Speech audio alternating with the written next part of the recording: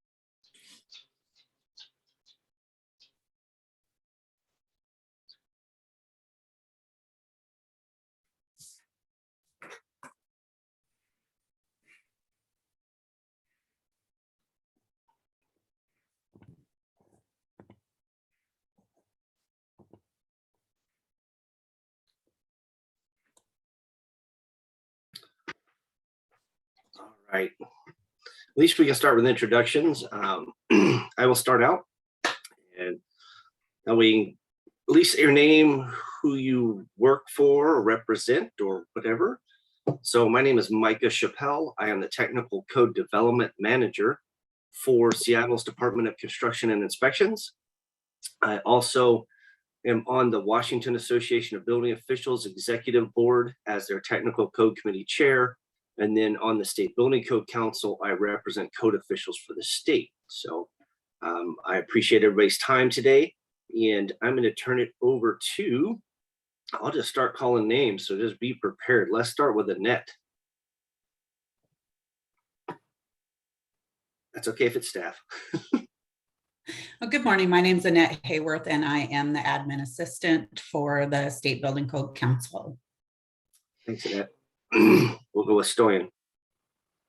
Stoyan Bumbalov, I am the State Building Code Council Managing Director, and many of you know, Ray and John looked for better opportunities, so I will be bugging you until we get the proposals done. Great, thank you. I see Ron, you turned your camera on, so please introduce yourself. Ron Perkowitz, Inspection and Permit Services, and I'm representing BIAW on this tag. Excellent, thanks, Ron. All right, Michelle, I see you turned your video on as well. Hey, good morning, everyone. My name is Michelle Yee. I'm the manufacturer's rep, and I work with Simpson Strong Tie. Excellent. All right, Quinn. Morning, everybody. Quinn Tai, City of Tacoma. I am the alternate for Washington Association of Building Officials. And it looks like Jennifer, I don't see her here, so she's the primary, so I guess I'm taking her role today. So, hi, everybody. Thanks, Quinn. Is that Thad? Is that how you say that? Excuse me. I'm Thad Kurtz. I'm here as an interested citizen. Okay, excellent. All right, let's go to, and I'm just going to call everybody, even if you're a member of the public, that way we know who's on the call. So let's go with, and then my screen's moving around. Let's go with Tammy. Good morning. I am Tammy Sowero. I'm the Executive Director for the American Institute of Architects for the state of Washington. Excellent. Welcome, Tammy. Thanks. All right, Sherry.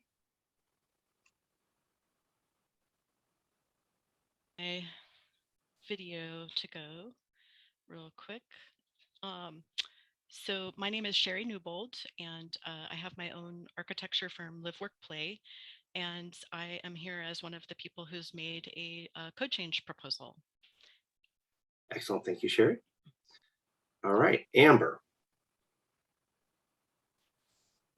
Hi, good morning, everyone. I'm Amber Dowling. I'm a plans examiner for the city of Auburn. It's my first time to come to one of these meetings, so I'm interested to find out what you guys talk about.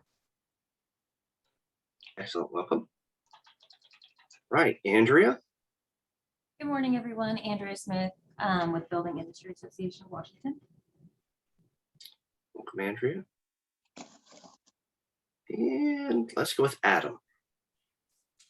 Adam Hutchinson with the Northwest Concrete Masonry Association, just listening in. Welcome, Adam. And I want to say that's going to be Todd Short. Good morning, Todd Short. I'm the fire marshal for City of Redmond, representing the fire service on this tag. Excellent. Thanks, Todd. Nice to see you again. And then we have Ray Shipman. Good morning, everybody. Ray Shipman, building official for the city of DuPont. Just come to listen in and stay apprised. Thank you. All right. And then we have another Ron. I don't want to say your last name wrong. Shugart. Give it a shot. Yes, I'm with HTPG. We're a manufacturer of refrigeration equipment. I'm just joining to listen in. Excellent. And I think the last one I see would be Darren. I'm Darren Graham. I'm representing the code consultant position. I work with BHC Consultants. Thanks, Darren. And I take that back. I'm not sure I called on Annie. Did I call on Annie? Not yet. Okay. Annie O'Rourke with the Peninsula Housing Authority, and I am representing affordable housing on this committee. Excellent. Thank you all very much. I think that's it, unless I missed someone, and please feel free to jump in at any time and say, hey, you missed me, or whatever. With that, our next item on the agenda would be to review and approve the agenda. Can we do an official roll call? Sure, if you'd like to do that, let's do a roll call. Are you going to do that, Stoyan? Yes. And you all know how good I am with the names, so don't get too picky on me. Micah. Here. So Jennifer just sent me an email. Quinn. Is her replacement. Yep. Ron Perkowitz. Here. Todd. Here. Michelle. Here. Annie. Here. Darren. Here. Okay. I think we have a quorum. Did I miss somebody? Okay, we have a quorum.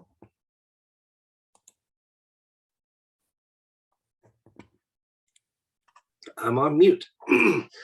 All right. Excellent. I'm glad everybody could make it. That will create our quorum.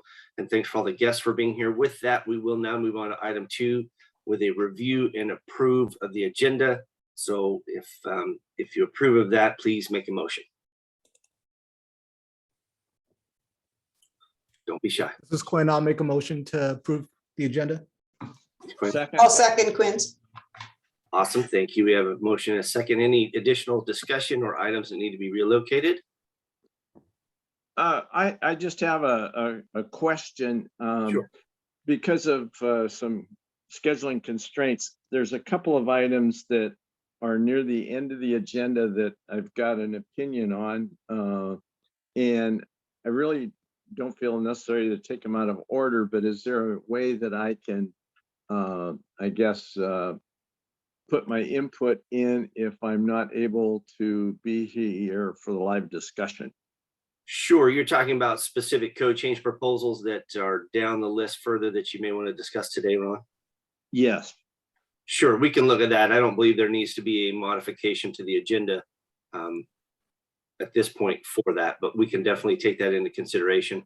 And I anticipated asking folks for that once we got to that point. So, Okay, thank you. no problem, Ron. Okay, any additional questions or items? Hearing none, I'm going to do it a little different so folks don't necessarily have to unmute. If there's any opposition to that motion, please say nay. Hearing none, motion carries. All right, we actually have minutes. Wow. I didn't review the minutes. Hopefully somebody looked at those. I failed. All right. So we need to review and approve the minutes as well.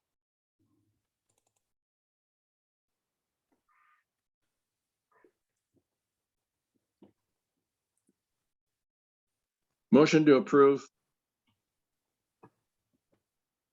All right, we have a motion. Give me a second.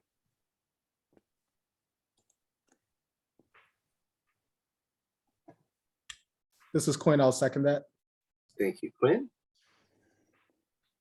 All right, any additional discussion or necessary changes?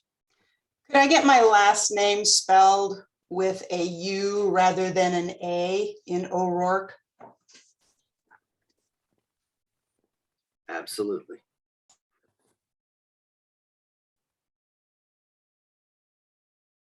Any additional changes? Hearing none, if there's any opposition to that motion, please say nay.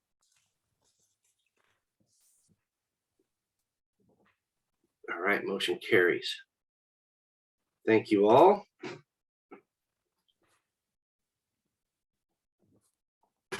All right. Moving on to item 4, I will imagine, I guess it's Annette or maybe Storian who's running the screen. I will show the proposals. Great, and then we can talk about which ones we need to adjust in the order. So the first one, 003, Sherry requested if we can start with it because she has something after 10:30, I believe. Okay, that's right. So Micah, it's up to you. I mean, since Sherry is here, we can start with it, or we can start with something simple and then we'll get to Sherry. I don't know. No, we can do Sherry. We can do Sherry's first, and then Ron, if you wouldn't mind telling us which ones you'd like to move up in the order. Looking at would be 052 and 093. Oh, excuse me. I meant 062 and 093. Well, I can see 093, but I don't see 062 here. 062 is increased range hood ventilation. 062 was relocated to the mechanical tag. It was included here by mistake, and last week on Friday we relocated it. Okay. All right. We don't need to talk about the proposal was submitted with a wrong section number, so we put it here in the residential tag, but we relocated it last Friday. Okay, thank you. I just didn't have time to update the documents, so I apologize for that. No problem, Stoyan will survive. Thank you, Ron. Is there any other requests for items to be heard earlier in this meeting? And of course, we may not get to all the items today, but I'm definitely open to those requests for folks that need to log off a little earlier than our scheduled time. And that could be members of the public too. I'm totally open for input.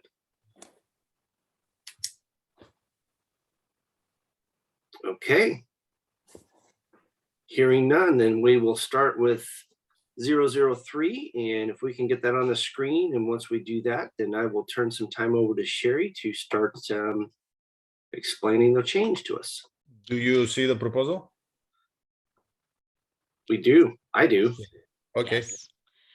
Yes, and so thank you so much for reviewing this proposal. This is the first time I've done this. And so again, my name is Sherry Newbold, and I've been an architect in the Seattle area for over 20 years. And something that I've been thinking about for a number of years is that there's really a need to align the scale of the code with the scale of structures. And this then came to my attention even more so when I was one of a group of people advocating for changes in the land use code to allow more ADUs and make it easier to build ADUs in the city of Seattle and elsewhere. And I've made this proposal with help from other people on the Housing Task Force at AIA Seattle, which I'm a co-chair of, and also a co-chair of the Comp Plan Work Group at AIA Seattle. And I've also lived in quite a bit of older missing middle housing. And as time goes on, I think people are starting to realize that we need to make it easier zoning wise to build missing middle housing throughout the state, and especially in jurisdictions that are planning under the GMA. And so what I'm really wanting to do with this proposal is align the scale of the code with the scale of missing middle housing, the scale of design professionals who might design it, and the scale of builder or builder developers who would construct it, as well as with financing, because, for example, up to 4 units of housing can be financed under Fannie and Freddie. Homeowners can actually finance up to 4 units themselves. But as soon as we start having to do 3, say up to 6 units with under the IBC or IBC, it creates more cost, and it also creates more complexity. It means that multiple different consultants need to be involved to do the separate MEP drawings. It starts to require sprinklers and require those costs. And especially with either infill new structures or with the conversion of existing larger single family homes to 3 or 4 or more or slightly more units, it can start to add a significant amount of complexity for this to be administrated under the IBC. And so that's why I'm making a proposal to have this actually be administered under the IRC and reduce the complexity and reduce the cost and have all of these things align. And so in the proposal, we've done some estimating about different costs that might potentially be decreased by doing this. And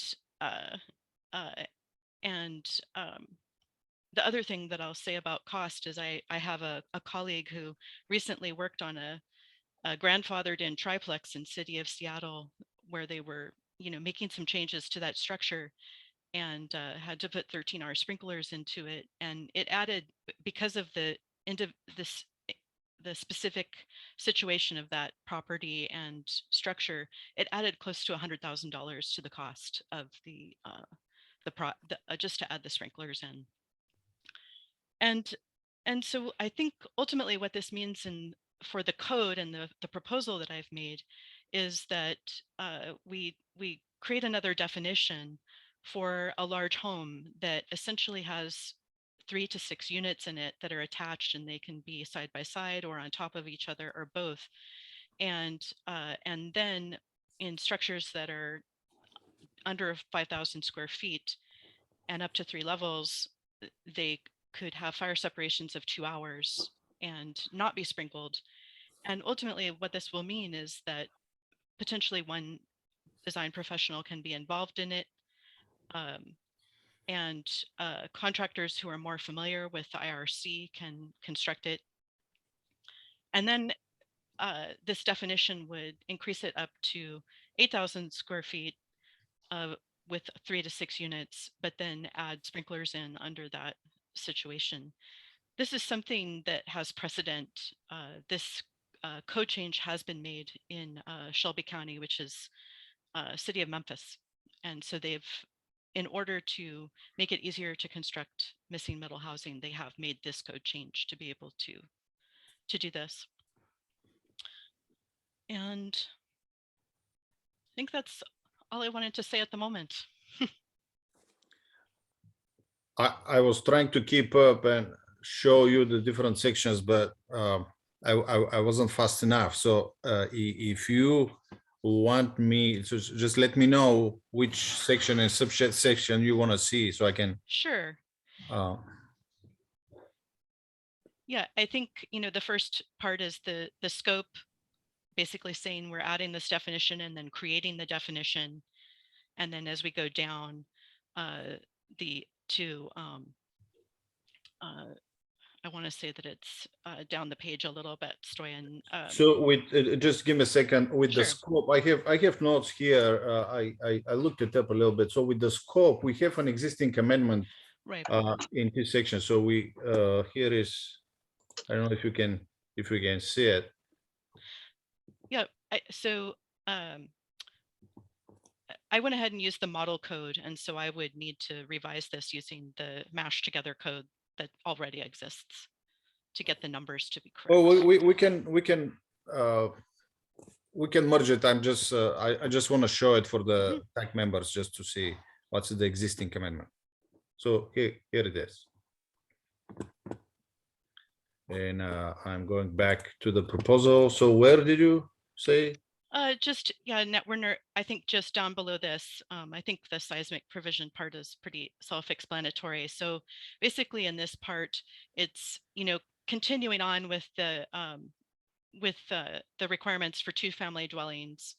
But then down below we have, that's where we get into the large homes under 5,000 square feet and up to 3 stories or less in height. So it's just down the page just a little bit. This is, apologize for cutting you off. This is the other one. This is the other one with existing amendment 302. So we need to deal with that. 302 right here. So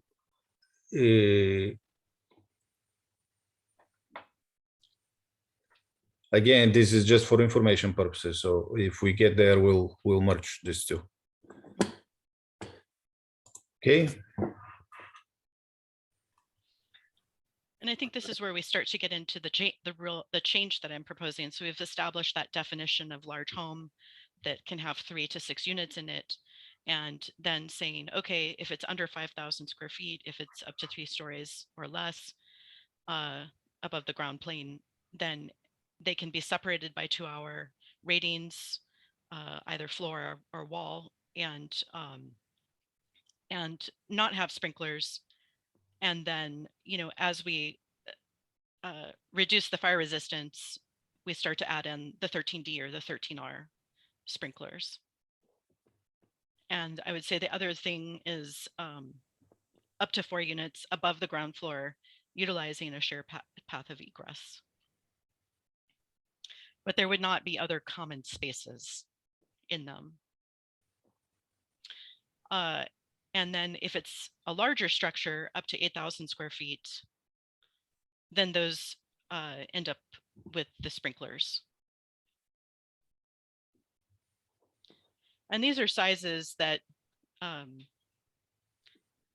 actual single family homes are being built anyway. And so they would fit into infill lots in various different jurisdictions, and then be able to have multiple units.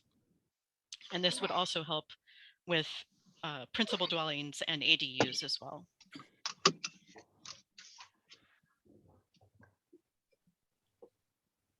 And I think that the very bottom, that's where the proposal is to not have to have the separate MEP drawings.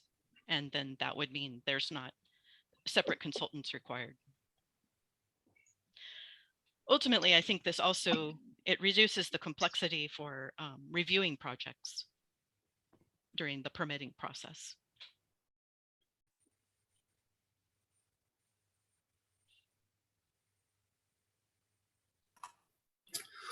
All right. So I'm going to open the floor to discussion, if that's all right, Sherry. Sure. Okay, great. Let's start with Quinn, since you have your hand up. And for folks that don't necessarily want to put their hand up or anything, I do want input. I will open the floor. Please feel free to unmute. That will include all members of the public as well. So if you do have the put your hand up function, most folks do, that would be helpful. That way I can actually identify you and call on you. But if you need to just jump in at some point, that's fine too. So I did see Quinn's put his hand up. So let's start with you, Quinn. Yeah, I'll hold judgment for until I listen to everybody, but I do have a couple questions here. The section 302.3.2, where it talks about the fire resistant rating assemblies. I noticed that you put ASTM E199. That is a legitimate one, but do you mean to say 119? Because 119 is IRC. Oh, exactly. Yep. Okay. And then my other question is, when you talk about the shared path of egress, I know in the IBC there's a egress sizing. How do you plan on sizing that egress with that shared space? Because IRC doesn't really identify sizing your path of egress like the IBC does. So that's my only other question was, how do you size it? And, is it one path is all that's required, or would you require two? So I think the goal is to have a shared path of egress, and so that there's one path. However, it might have two exits, and so I think that would be something that I would need to adjust in this is the sizing of it to make sure that maintains safety. Okay. Thank you. Thanks, Quinn. I just, before we go further, I also want to mention to folks that Sherry, you mentioned this is your first time going through this. Yes. There is, my understanding today is we're not going to be voting on these to move forward, Stoyan. I think that's what you mentioned. Maybe we are, but this if isn't. you want, I'm sorry, just to clarify, Micah, if you want, you can, if you have a consensus, or the other option is we'll get this comments, questions, whatever, and Sherry can go back. We can help her merge, so it's up to the technical advisory group members how you guys want to approach. Perfect. That's what I anticipated. I wanted to let Sherry know that if we have questions or issues, I don't want to shoot these down necessarily right out of the gate unless they're just egregious and we just can't make those function. We do want to allow folks to have a chance to possibly go back and make some modifications and come back and discuss it with the tag again, possibly. However, we're short on time, so you'll have to do that work quickly if we do have questions or concerns. But I want folks to know, especially the newer ones, that this isn't the only opportunity you get. You can bring it back through the tag at least one more time. And then you'll also have a chance at the BFP committee meeting before the State Building Code Council meeting, and then again at the State Building Code Council meeting to try to, depending on which direction the tag goes, to make your case, whether for or against these proposals. So just be prepared for those questions today, and then maybe some modifications before the next meeting. With that, I will continue the discussion. I see that John, you have your hand up. Yes, hello. Hi, Sherry. I'm John Sue. I missed the introductions. Working for, I'm a technical consultant with the Washington Association of Building Officials, just so so the question I would have, and something for you to address, that Quinn kind of got toward, is not just the capacity of the exits, but how do you protect them? Right? If you're on the third story and you've got two units up there and they're coming down a stair, what's the protection required for that stair? Sure. If you're going to do something like that. So like Quinn, I'm going to reserve my judgment on the rest of it, but that one I think is a fairly large issue that needs to be dealt with. Yep. I agree. All right, Todd.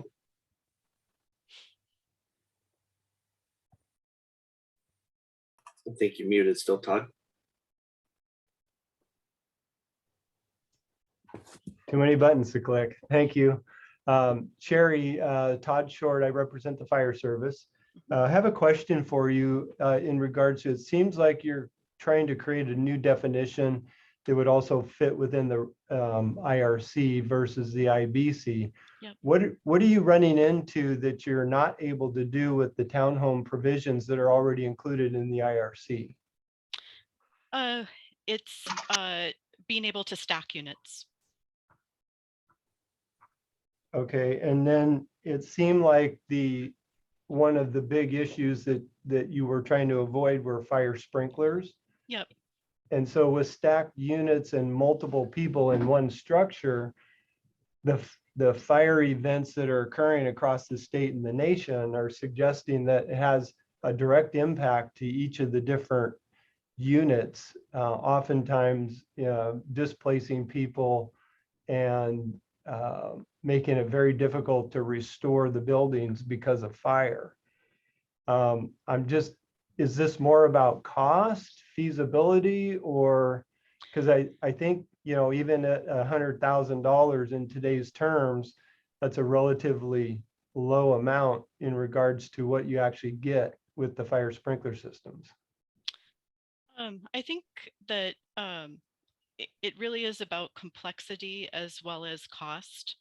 And I think that, and it especially has to do with converting existing structures. I would say that if somebody is building a project with 3 to 6 units, $100,000 actually it could kill a project. It didn't in the case of my colleague because the owners of the project were very, very focused on maintaining that grandfathered triplex status because it was important to them from their values. They wanted to have multiple units and not have a large single family house that was only 1 unit. But for somebody who didn't have the means or didn't have the that I guess values point of view, it would have killed the project. Okay, and then just a couple more questions. Thanks for your response on that. Sure.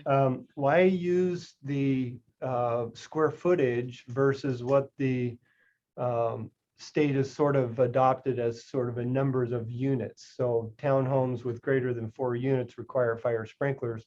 You're introducing a new kind of way to categorize a building based upon its square footage.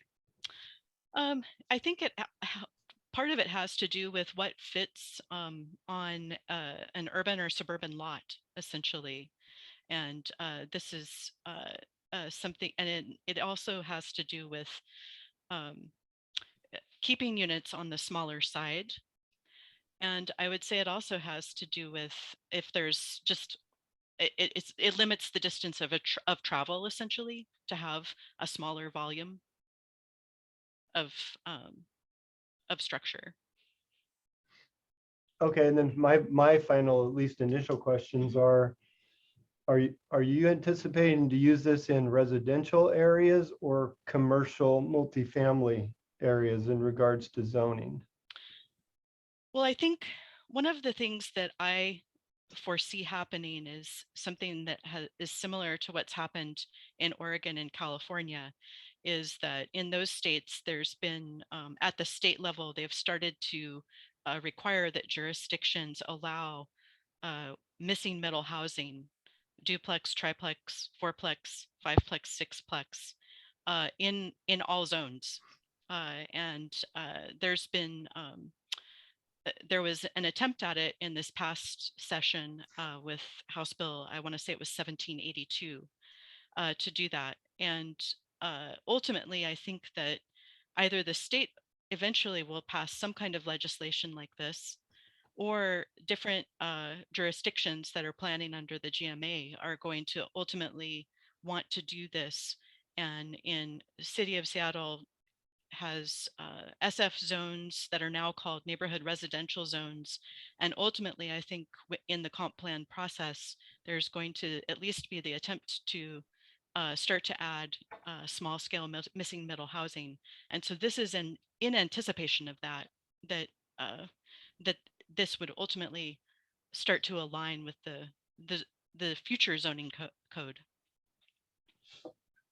Okay. And then I just had one comment on that, is that oftentimes the problems that we run into from the fire service is the fire flow availability for which these buildings are going to be constructed. Yep. And so oftentimes a 3,600 square foot home or in excess of that would exceed the amount of fire flow available. And oftentimes the way to combat that is through the use of residential fire sprinklers. I'll just leave that as my comment. Okay, good to know. All right, thank you, Todd. And I saw a few more hands pop up as that discussion went on. So I believe John was first and then Quinn. Yeah, sorry, I'm looking at this and things are occurring to me as we go here. First of all, Chair, on the seismic side of things, are you envisioning that people are going to use the prescriptive provisions in the IRC for these homes? Because these are going to be most of the time, certainly in Seattle, they're engineered anyway. That's right. I think that it would be good to have a path for it to be done prescriptively through the IRC, but I feel like that's something that I could give more thought to. Although I agree, I mean, pretty much every project I work on, there's a structural engineer. So. Okay, yeah. So I'm just thinking about that seismic provisions that you've gotten there. And the other question actually I have might be more for Stoyan. The state laws right now are about local amendments, restrict amendments for multifamily housing or small residential, excuse me, which is 5,000 square feet and less, et cetera, et cetera, et cetera, right? This pops it over the 5,000 square feet because it goes up to 8,000. How does the state law affect that? Would local jurisdictions be able to amend the code between 5,000 and 8,000 square feet? That's a question I know I don't expect you to answer right now, but something maybe to look at. I will.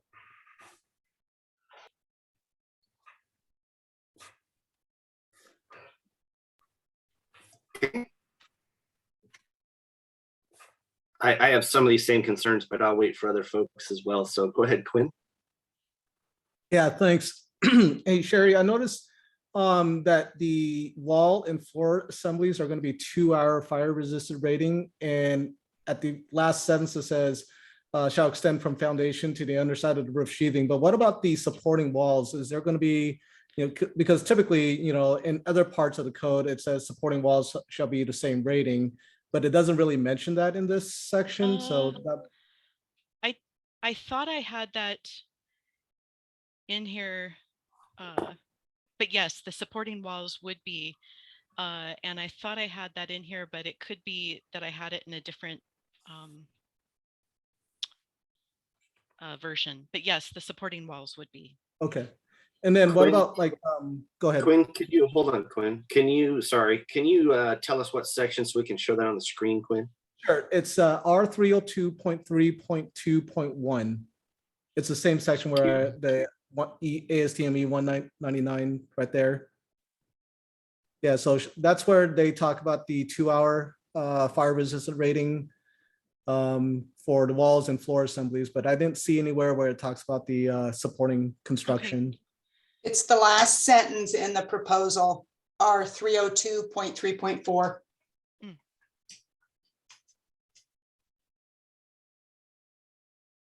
There it is. Oh, I thought I had it in there. got it. Okay. And then what about for fire alarms and smoke detectors? I mean, for something like this, maybe something to add, just a suggestion, and I don't know if the other tag members would agree, but have them all interconnected or something mentioned. Because I know we have a state amendment for, if you do an ADU, we won't consider it a second dwelling if you interconnect the smoke detectors. So something that might offset some of the life safety issue with the multiple occupancies. I would agree with that. Yeah.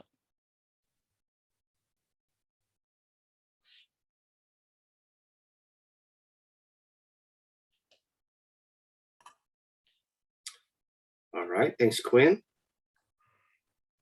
Any other members of the public or the board want to discuss the proposal? This is Annie O'Rourke. A question for you, Sherry. I'm seeing an overlap between those buildings in the IRC and the IBC. In other words, if somebody proposed a fourplex that was 4,000 square feet in size, it just seems like they could choose whatever the code they wanted to go with. And obviously the IRC is going to be a lot less onerous than the IBC.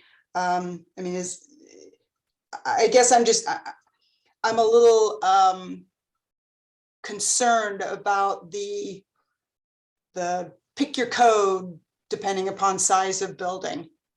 What would be the difference in your proposal from an IRC 4-unit, 4,000 square foot building and an IBC 4-unit, 4,000 square foot building? I think one of the differences is not requiring the separate MEP. And then another difference is not necessarily requiring sprinklers. But the building itself would be the same. In other words, I'm just concerned about the confusion between the fact that you have the same building and either code could apply. It was just kind of like you get to choose whatever code you want to use. Do you mean that it would put that passing this type of change would mean taking out those scale of buildings from the IBC? Is that what you're That's saying? yes. Yeah, that's what I'm asking. That wasn't my intention with this. The intention was to just simply simplify this scale of housing. Okay, thank you. Right. Quinn, did you have your hand up still, or is that a new one? I think you might be. Sorry. Okay, awesome. Amber, go ahead, please. Yeah, I just want to take a stab at it because it's very interesting to me and I appreciate what you're trying to do. One of the things that came into my mind was accessibility, because under the IBC, they have to provide accessibility. And that could be kind of a hot topic because typically you would require some sort of type A or type B units in R2 housing. So how would you support that so that that wouldn't lead to lawsuits or anything like that? Well, I think that ultimately this type of change would also need to go ahead and meet accessibility code. It's not, the idea is not to not meet that. So the ground floor units would then need to meet that. Okay, so you would have like some units identified as accessible and the others not. Yep. And then building height, are you putting a limit on the building height? Because I could see that like in our zoning code, we have a 35-foot building height. Do you have a limit? I would think that would be left to zoning code. These are only up to three stories above ground plane. So that would ultimately be zoning code that is determining that. But a 35 foot height limit, it would be possible to, construct it under that, although it would probably be a low slope roof and kind of limiting the floor plate thickness. It might need a parapet on the Yep. on the roofing, and Yep. that might need to have fire rating as well. Yep. So yeah, okay. Thank you. Sure. Thank you, Amber. All right, so I haven't jumped in, but I definitely want to. I have some concerns myself, and I'll go through a few of them, but it sounds like this will need some more work, Sherry. Sure. Annette, or Storian, can you scroll back up to the scoping start, or let's just start at the beginning. So for me, I'm going to voice similar concerns to others about kind of introducing something that's new into the IRC when you're talking about 6 units, and we're not necessarily calling them a townhouse building. We're now calling them 6 individual dwelling units. I do have some concern with current Washington amendments that would allow those 6 units to have each one have an accessory dwelling unit within it without separation. I mean, now you're going to have a 12-unit building that's constructed out of the IRC, and it's going to be missing a lot of those fire and life safety items that have already been discussed. If there's no minimum way to capture the egress width, as Quinn mentioned, then you're going to have 12 units that could potentially egress from one 36-inch wide access point. So I do have some concerns there. I believe your second sentence under the scoping would not be necessary if this did move forward. There already is an existing buildings or existing structures section R102.7 and R102.71. So that's really just replicating what already existing in the scoping or administration portion of the IRC. I do have some concerns again with the definition. It just, I think we're going a step too far. This is, in my opinion, going the wrong way. When we talk about townhouses, my opinion, I would like to see townhouses out of the IRC. They're, what's the difference between those and a multifamily building on the IBC? There's really nothing. I know folks want to keep them and they'll probably stay in here, but now we're introducing what I would consider multifamily into the IRC that's way beyond what the scope or the original scoping or intent of the IRC would be. Scrolling down further, when we get into the next page and the body of the language, there's some terminology that I struggle with when we talk about ground plane. I'm not sure if you want to define that right now. There is a definition for grade plane in the IRC, and maybe that's just an alignment that needs to occur. And then we talk about common walls in this section, but there's no definition or really identification on how to construct those except under the townhouse provisions of the IRC. And so I think there would be some additional alignment that needs to go on there. And then I'm going to parrot what John talked about with the maximum sizes and seemingly kind of going beyond what's allowed in the RCW currently. And then I think you brought up a good point, and I believe that was maybe Annie or Amber that talked about this with the ADA considerations. You're saying that there would be some type of ADA considerations necessary. However, there's nothing in this code change proposal that would state that. And then if there is something that needs to occur here, then you're already going to send them back to the IBC for those requirements or standards. And then we're getting into mixing codes. And I don't think that's the intent or really what needs to occur in the IRC. I know there's more of a push at the national level to make the IRC its own standalone code, even with existing structure provisions, and not sending them back to the EBC, the IEBC. So I have a lot of concerns overall with this that in my opinion, I'm not sure that you could repair with this proposal. However, I'm totally open for you giving it a shot. And that's just my opinion. Okay. Again, thank you very much for putting the time and effort in this. And I want to make sure that we have enough discussion. So if you want to respond to some of my concerns, please Sure. do. Yeah, I think, no, I appreciate everything that you're saying about it, and this potential for mixing codes with accessibility and just clarifying certain definitions. I think one thing I do want to address was what you were talking about with ADUs and the potential and townhouses. So the intention of this is for this to not be townhouses. The intention is to be able to create those structures that, we see grandfathered in, that, were built 80 or 100 years ago, where you have a fourplex and you have stacked units. That's the idea.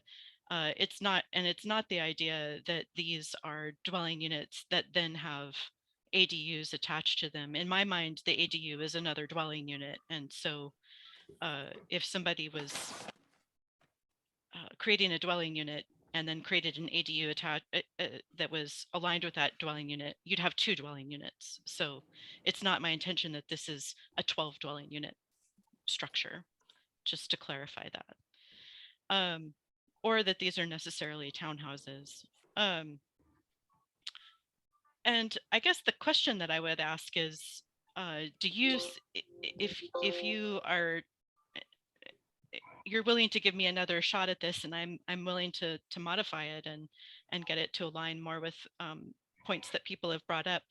But my question is if you really don't see it as being viable, do you see there being some viability to changing the IBC? To create some kind of subset in the IBC that would align the IBC with creating missing middle housing? Fair question. I see John raised his hand, so I think he may have an answer. Go ahead, John. Well, I have a response from my point of view anyway. Sure. Yeah, my point of view, as we were discussing this, was, Sherry, yes, that this actually belongs in the IBC. If you want to make breaks from the IBC on that side, then do it in the IBC rather than expanding the IRC scope.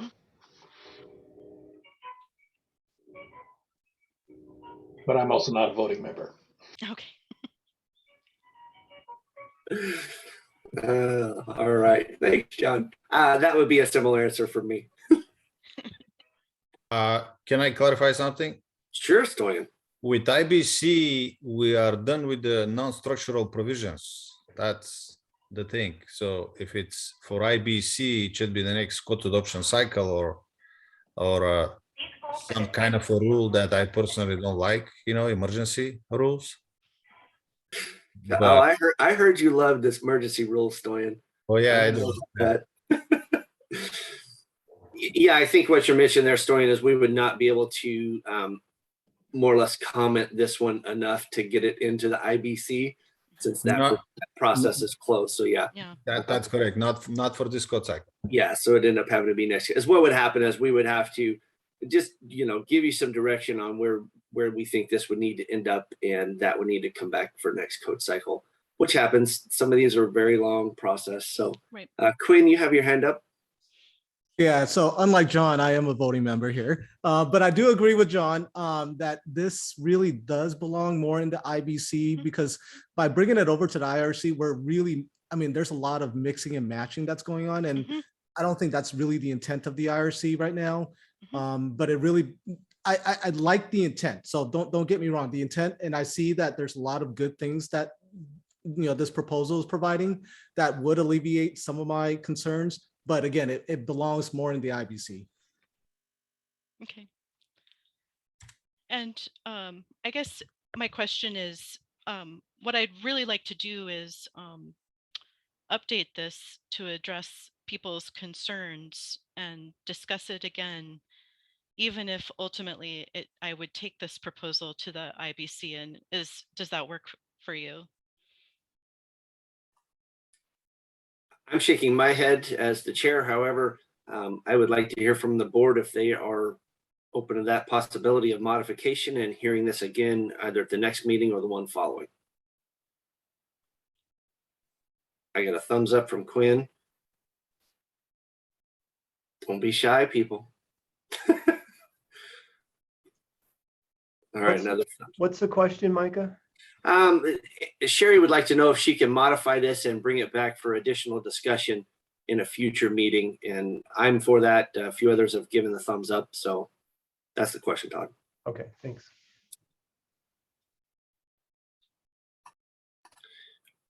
All right, I'm seeing enough thumbs up that that should be our direction. So we won't vote on this proposal today, Sherry. And we like to see your modifications, and we'll have an additional discussion on it. And when will the meeting be? I can give you that answer in just a moment. Let me get over the right screen with my calendar on it. Is that 2 weeks from now, Stoyan? 2 weeks from now, yes. Okay. 2 weeks from now. And the detail here is that for 2 weeks from now, we will have the EV proposals, and as Mike announced, they take a long time to discuss. So probably the last meeting on June 6th is an option too. Sure. So do you think this would be better suited to June 6th? As a personal opinion, yes. But I'm afraid if we tell you, do it for the next meeting, and you can wait for 3 or 4 hours, and we may not be able to get the electric vehicle proposals done. Right. Okay. I will take the recommendation from staff and say, yes, bring it back on June 6th. Okay, sounds good. I really appreciate everybody's input and the time.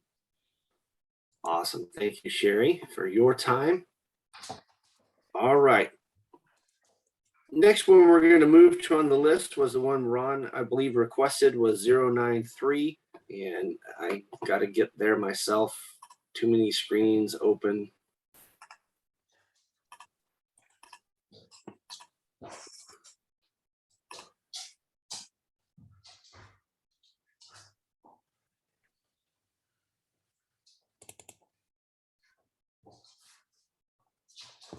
And I'll wait for that to come up on the screen. And then, Ron, I'll turn some time over to you once that shows up so you can discuss your thoughts on it. Unless the proponent is in, or are you representing the proponent, Ron? No, I'm not representing the proponent. Okay. All right. I don't see Kathleen here at this time. So let's go ahead and have your thoughts and input on that, Ron. Well, just a couple things. Well, first off, I'm I guess opposed to the proposal.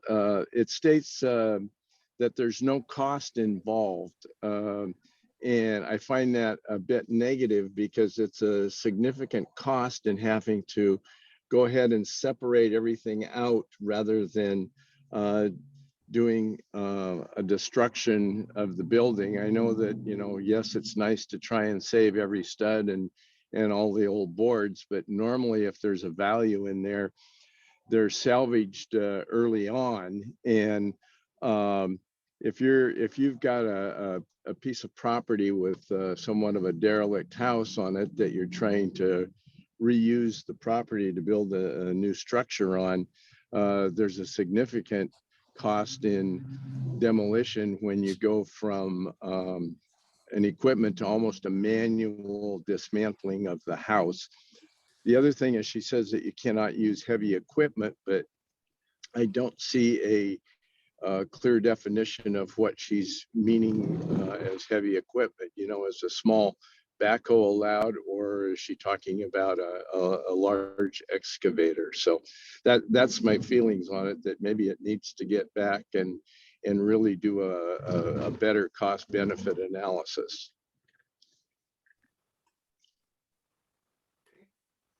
And that's the end of my comments. So we don't have the proponent here to answer the questions. So Micah, how do you want to proceed with this? I think we should still discuss the proposal, and then we can pose any questions to the proponent since they're not here at this time, and maybe that will give them a heads up for the next meeting to come and answer questions and see if we can get some resolution. So I can add a little bit to Ron's comment.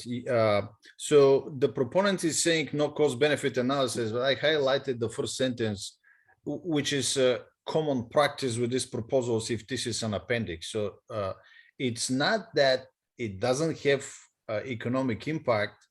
It says may have an economic impact, but on a local level if adopted by a local jurisdiction. That's what usually happens if appendices are proposed. So I don't want to advocate. I haven't evaluated the proposal, so I don't know if it's good or bad, but keep that in mind about the cost benefit. Thank you, John. Can you explain that just to make sure what that means for folks? Is my understanding is that the appendix would not apply unless it's chosen to be adopted by the jurisdiction. And I don't want to make any false statements, but is that how you're indicating this, Stoyan? Yes, this is what my understanding is.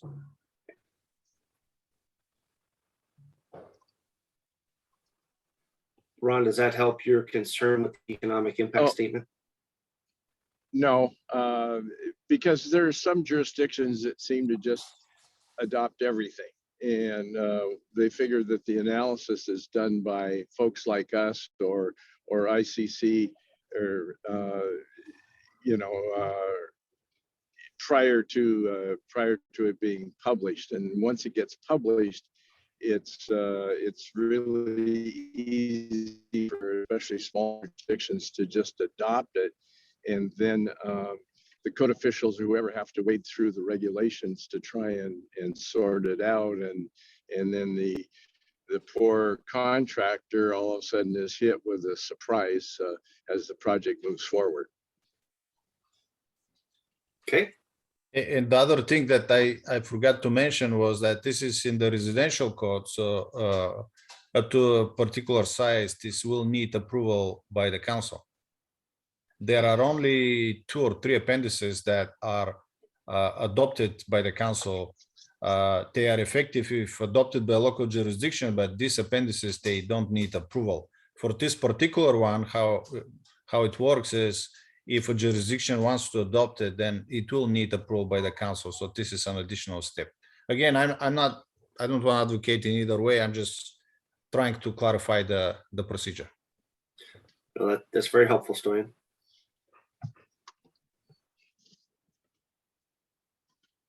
All right. Go ahead, Quinn. You have your hand up. Sorry, I'm looking at an opposite screen. I missed that your hand was up. Please. Problem. So since this is being recorded, I just had a couple of questions for the proponent if they were to rewatch this. Question I have is the 101.2 scope. The structure was built 90 or more years ago. I'm curious to know where they got that number. Why 90? Why not 75? So that's my question there. Then in the exception, the structure is determined to be unsafe. Who makes that determination? The building official or the engineer of record? And then number 3 determines that 50% by weight. I'm just not sure how that's usually done in the field.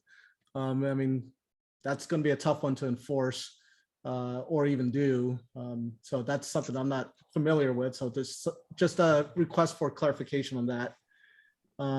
But for the most part, a lot of this is definition, and without hearing from the proponent, it just seems very vague. Just that's my opinion on it. Thank you, Quinn. Does anybody else have additional input on this proposal for the proponents when they get the transcript? All right. I have similar concerns as Quinn. There's a lot of new definitions in here, but not a lot of substantial information on what to do, who determines. They have some may language in here, which we try to stay away from. And yeah, I think honestly, if they're going to have this many definitions, there maybe needs to be more direction on how this needs to occur. So hopefully we can get some information to the proponent. Annie, go ahead. I see your hand up. Just a couple questions. I agree with Ron. This is an expensive endeavor, and I understand, as Dorian had mentioned, that it's per jurisdiction should they choose to adopt it. But I think the reality is folks need to know that it's not an inexpensive approach, not only from a dollar amount standpoint, but also time. We have deconstructed buildings. We have deconstructed entire projects because our public funders require it. So it is expensive and it's timely to do it. I appreciate where they're going with this, but there's no requirement that it be salvaged. And so I'm looking at our remote area out here on the peninsula and thinking, gosh, we don't have a place where we can even recycle glass out here or asphalt shingles. And so the effectiveness and the goal of this proposal is almost lost on some of the more remote areas. I also get concerned about, the whole asbestos and lead. Can I interrupt you for a second? Sure. Hold on a second. Can we get folks to mute? Maybe Ron, I think maybe you need to mute. If we can get folks to mute unless you're speaking, I appreciate that. Thanks. Go ahead, Annie. There's really no discussion about asbestos and lead and things along those lines. And at least it should be touched upon in the proposal. I think there's there's a way to get there to encourage this, but to mandate it, I am a little less comfortable. I'd rather see incentives for folks to do this rather than mandates. I'm kind of confused too, as far as the scope is concerned about, you know, only certain buildings need to be deconstructed. You know, a building that's, you know, 75 years old doesn't need to be deconstructed, but one over 90 does. I'm not sure, again, like Quinn was saying, where's the value in that? And I guess just from a code writing standpoint, we should actually have a start by date rather than a number of years, because every year fewer buildings of the older buildings actually apply to the code. So those are my comments. Excellent. Thank you, Annie. All right, Quinn, please. Yeah, I just want to address Ann's comment about mandatory. This is an appendix, so it's not really mandatory. It's only if adopted by the local jurisdiction. And I think typically they would just adopt this with some kind of incentive. That would be my guess. I do like the direction because I'm always for reusing, you know, trying to go green.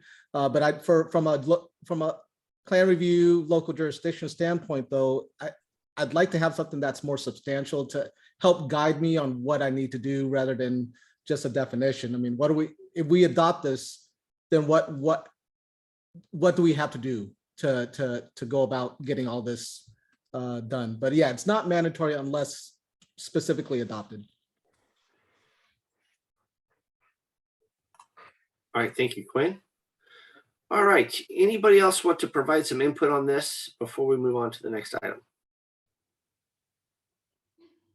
Okay, hearing none, hopefully we can get staff to let Kathleen know that there were some comments on their proposal and see if they can respond either at the next meeting or the one on June 6th. And then Stoyan, correct me if I'm wrong, you indicated that the EV infrastructure proposal will be discussed at the next meeting? Yes, Okay. That's correct. Because I do see Thad on here today and his name's on that proposal, but I want to make sure that he was aware that that's supposed to be next meeting for some reason. Thad, go ahead. You have your hand up. Yes, I understood that. I just wanted to get some sense about the tags process in dealing with these things, since I've never gone through one before. Okay. But I'm expecting to be here in 2 weeks. Excellent. I appreciate your time and thanks for being here today. And we will look at your proposal at the following meeting. All right, moving on, we're going to move on to Quinn, and that is 041. We have Annie. Oh, go ahead, Annie. I'm sorry, I missed your hand. No, that's fine. I just saw the other Appendix W proposal. Didn't know if I wanted to tackle it at this point in time. No, I was in the middle of testifying. Very good question.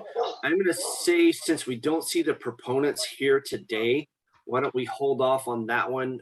We only heard the other one because Ron wanted to discuss that one early since he's got to leave. But without the proponent being here, I'm going to try to avoid some of those at this point, unless we absolutely have to. Is that all right? Sure. Thank you for the recommendation, though. All right, moving on to 041. When that one comes up, I will turn the time over to Quinn. Because my map shows it going down there. You want to try that? Ron, can I get you to mute again, please, sir? Sorry. It's all right, not a problem. Thanks, guys. So this one's pretty straightforward. Currently, we have a code discussion that talks about, you know, what's considered an obstruction, and the code says as long as it's not an obstruct, as long as there's no obstruction. So from the path of egress, once you escape from your EERO. Now, the question that tends to come up in several jurisdictions is that what is considered an obstruction, or what would be considered an unobstructed path? Is a lock gate an obstruction? Is a heat pump or a window well an obstruction? So depending on what jurisdiction you're at, they'll interpret it. You know, they'll say yes, you could have that, or no, you can't have it. So what this code's proposal is just basically saying, as you can have a gate, you just can't lock it. And there are locking mechanisms where, like one of those boat action where the person can't reach over on the other side, but you can still keep it, closed and locked, but you just can't lock it for the path of egress. So if someone were to escape from the window, they could just unbolt it, run out if need be. This is mostly for like really tight spaces, lots, where you don't have a lot of, you have 3 feet of side yard setbacks. So, that's the bottom line. Several people have mentioned that, they want to be able to lock it. But again, my question to them is, what's the purpose of a lock gate? It's an obstruction. You're obstructing someone from the outside trying to get in, but at the same time, you're obstructing someone from the inside getting out. So from a legal standpoint, I think lock gates are considered an obstruction because that's the intent. You're obstructing. For the window wells, we can have an allowance because there is already accession in the IRC where you put a grate over it as long as you don't lock that grate as well. So there's a specific language in the IRC that addresses that. So, you have a walking surface at least to walk over it to get to your public way. But that's pretty much it. If you guys have any questions, just ask away.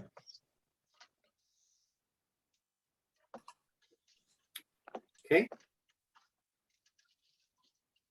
Can we scroll down on the screen a little to see the code change section? There we go. All right. I'll open the floor for discussion.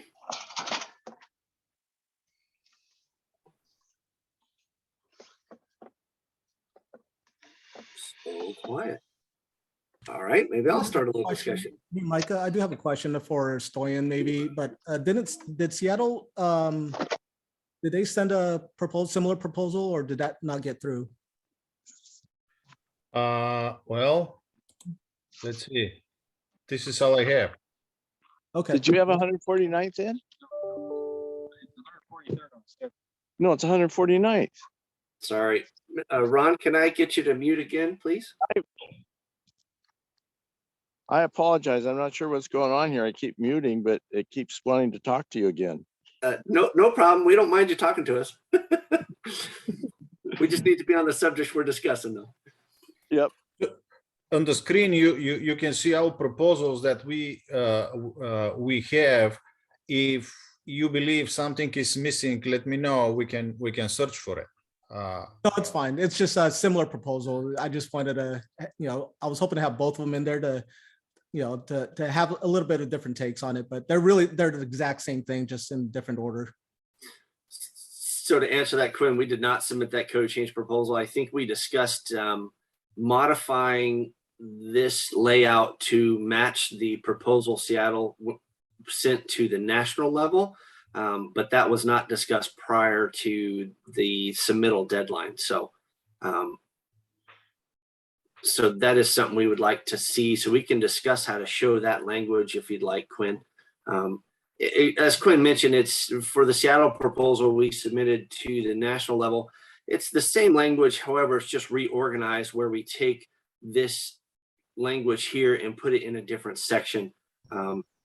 So we can work to modify that if you'd like, Quinn. I do have a question on the layout here. Item number 3 that's underlined, I believe, is already a 2021 code language. And we would just be adding the following shall not be considered obstructions, and then 3.1 and 3.2. Would that be correct, Quinn? I could share my screen too if we need to. Yeah, let me double check something. There was a reason why I added it. Now I forgot. It's been so long. Sorry. All right.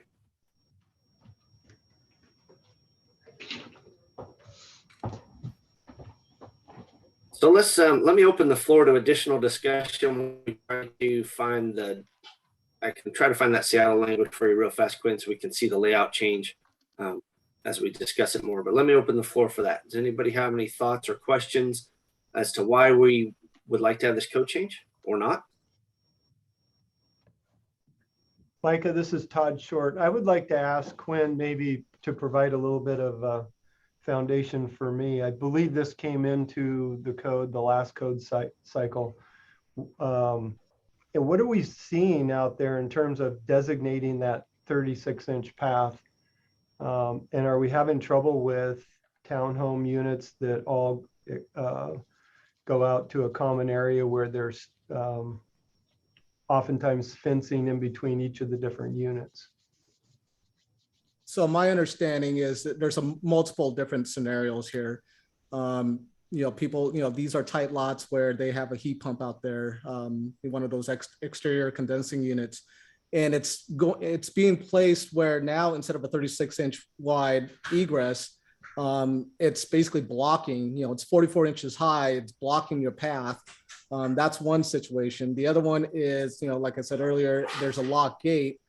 How do you get out? So the issue is that some jurisdictions are saying yes, and then some jurisdictions are saying no. So this is more about providing consistency on how to interpret what's allowed and what's not allowed. Okay, thank you for that.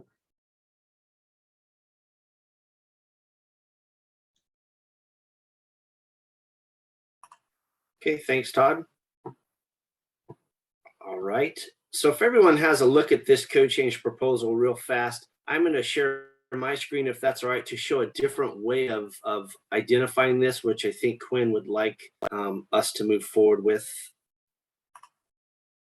And Quinn, you can always correct me if I'm wrong. I'm good with either one. They're both the same. They both serve the same purpose. Okay.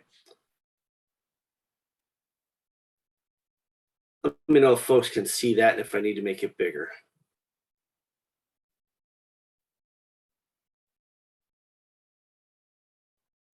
So yeah, so if you see here, it's just a different location, but the wording is almost identical. Can you scroll up a little bit? It looks like there's some stricken text right above the top of the screen there, Micah. Perfect. Okay. Sure. So what they did was, oh, sorry, go ahead, Mike. No, you're good, please. Okay, so in the Seattle language, they just brought that stricken text down into a separate subsection. So that same wording up there, it's the same thing that you see down at the access. So a couple questions about yours, Quinn. In your proposal, you talk about operational constraints, and I don't see operational constraints being an item in number 1 in this proposal on the screen.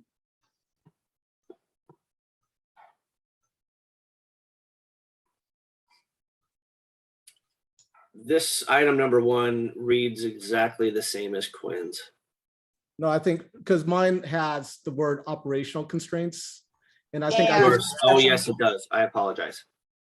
So I was envisioning bolts or anything along those lines where there's a physical barrier that has to be shifted, not just a key. Is that correct?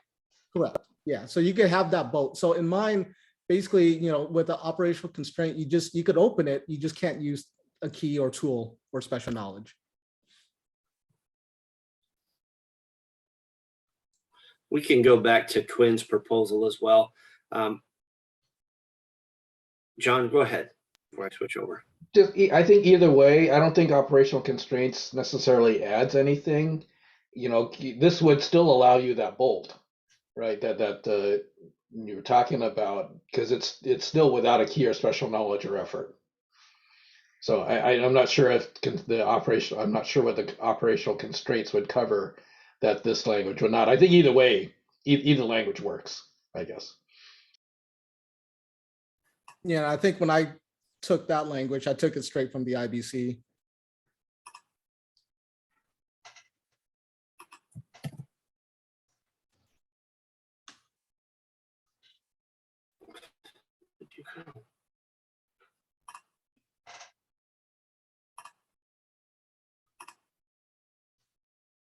Can you see a split screen at this point? Yes. Okay. So the one on the right is Quinn's original proposal. The one on the left is what we are proposing to change it to. I can kind of scroll down so you can see the entire thing. I think I like the format of this separate subsection access rather than a third exception. Okay.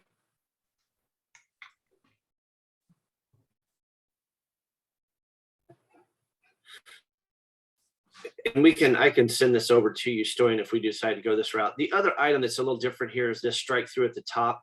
If you look here, really the strike through language and item number 3 pretty much say the same exact thing. So there was no reason to have double language. And then it brings it all down to this subsection. And that was really the difference between ours and the original language that Quinn submitted. Although they were both going the same direction. Yeah. That's it. So just a really different way to quickly, go around. the intent of why I did it as a subsection, the way I did it was the least amount of change, right? So exception number 3 already exists. So all I'm doing is adding 3.1 and 3.2. So I'm not doing a wholesale change to this section. All I'm doing is just adding 2. But again, either one works. I do agree that the Seattle's version looks cleaner. So if that's the route we want to go, then I'm good with that as well.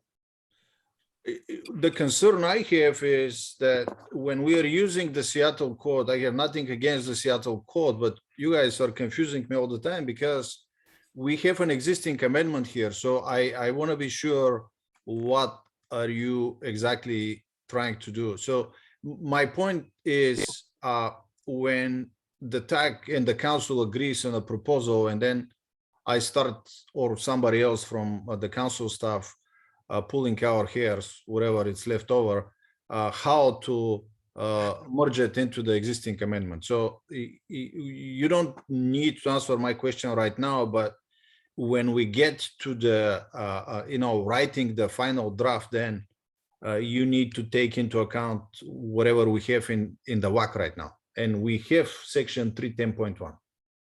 Yep, definitely, Stoyan. I'll definitely reach out to staff. If this gets approved, then we'll work together on it. We also have section R310.1.1.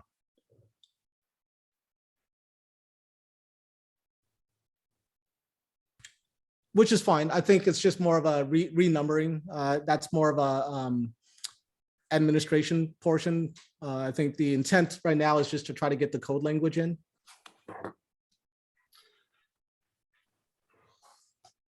I know I'm unmuted. Stoyan, I also believe I'm in the WAC language as well on an additional screen. And then I just pulled up the 2021 language. I think the amendments that Washington State has currently would be almost an early adoption amendment, but we can go through and verify that. Okay. All right. I'm going to stop sharing my screen so I don't make people seasick. Switching between too many things. If staff want to go ahead and share theirs again, I would like to get a feeling for which version folks like the best. If they like the newer layout or the updated layout where it's a subsection, I can get that sent over to Stan, and for the next meeting or the meeting thereafter, then we can vote on that if you'd like. Or if you'd like to vote today on that, I will do that as well. If you want to vote on it today for that modified version, I'll be open to a motion.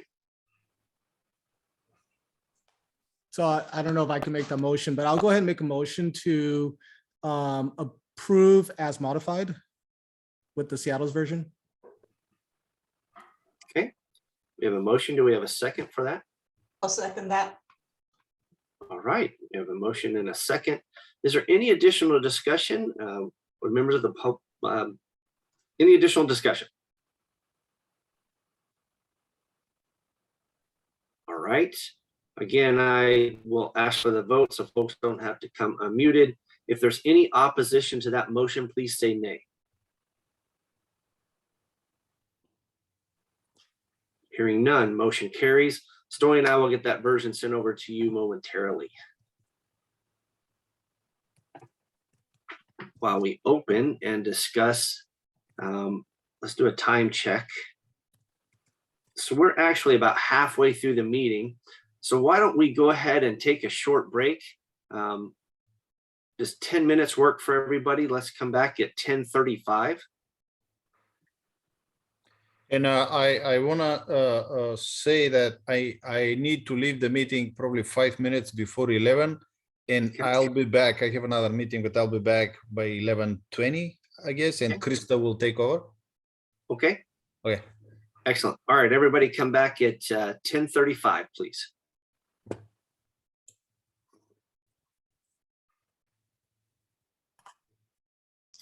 if we can pause the recording, that'd be great. Micah? Sorry. Yes, sir. Micah? Yes, sir. Quinn? Here.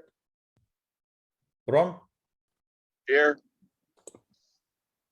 Todd, sure. Here. Michelle? Here. Annie? Here. Darren?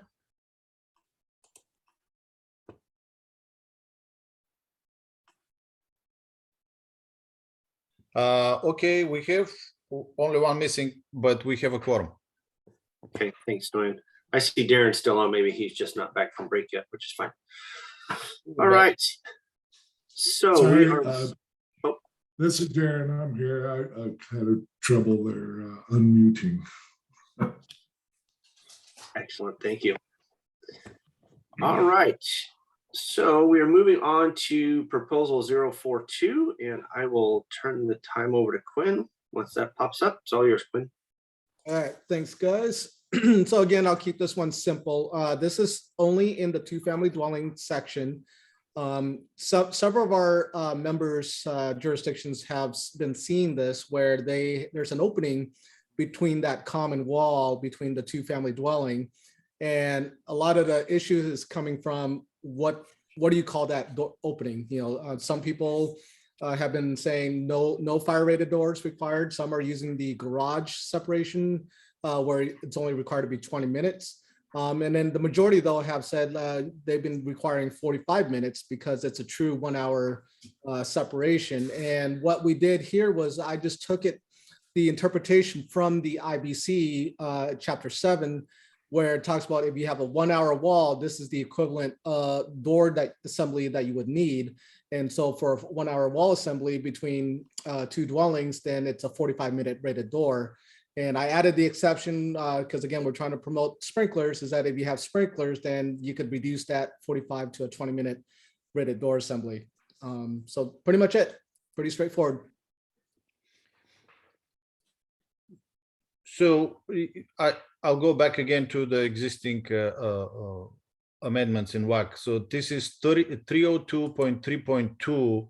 We have 3132 here. So yours will be, well, actually we have 33 as well. How you see your section here? 302.3.4?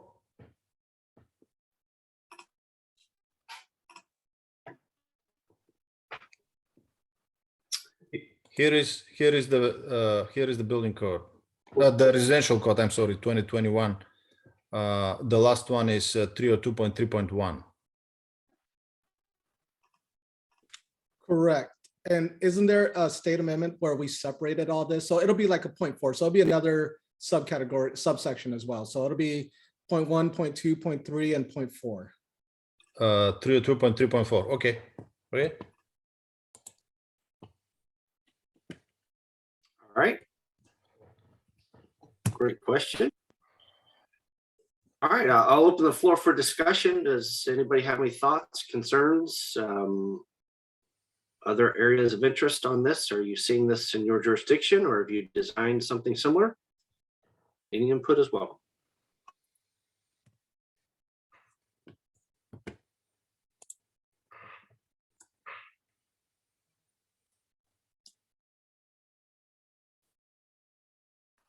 All right, it's awful quiet. My opinion, this is a good proposal, of course. This gives some direction on when these are proposed. Just gives direction to the code official on what would be allowed and how to control those openings. So. I like this as well. I'm wondering if you could put the current state amendment back up again. There it is. Yes, thank you. Okay. So I just want to make sure there's enough charging direction to actually go to that code section. And since it's underneath 302.3 as a subsection, I think that's enough.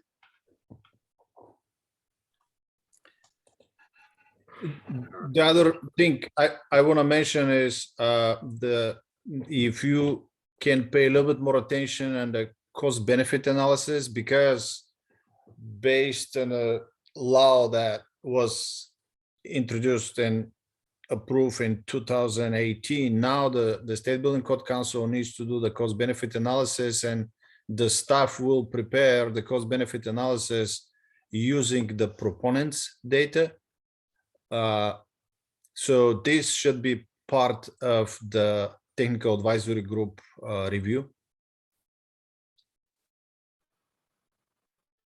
Sure. So here, I'll give a brief explanation. So when I did my research on it, like I said in the explanation, a typical door ranges from $400 to $800. And then I asked around on how much it is to build a 1 hour wall assembly. I asked my inspectors and the construction field, and even going online, and it's ranges again from $50 to $75, and that's including labor. So what I did was I just took the difference between the two is the net costs. And then as you can see, and it really depends on how long that wall is going to be, right? So, the cost of that fire resistant rated wall can be more because of, based on the length and area. So I just took an average. Okay. It's a good question. Again, this would only apply if someone decided to put an opening for a door, correct, Quinn? Correct. Yeah, this wouldn't kick in if there's no openings at all.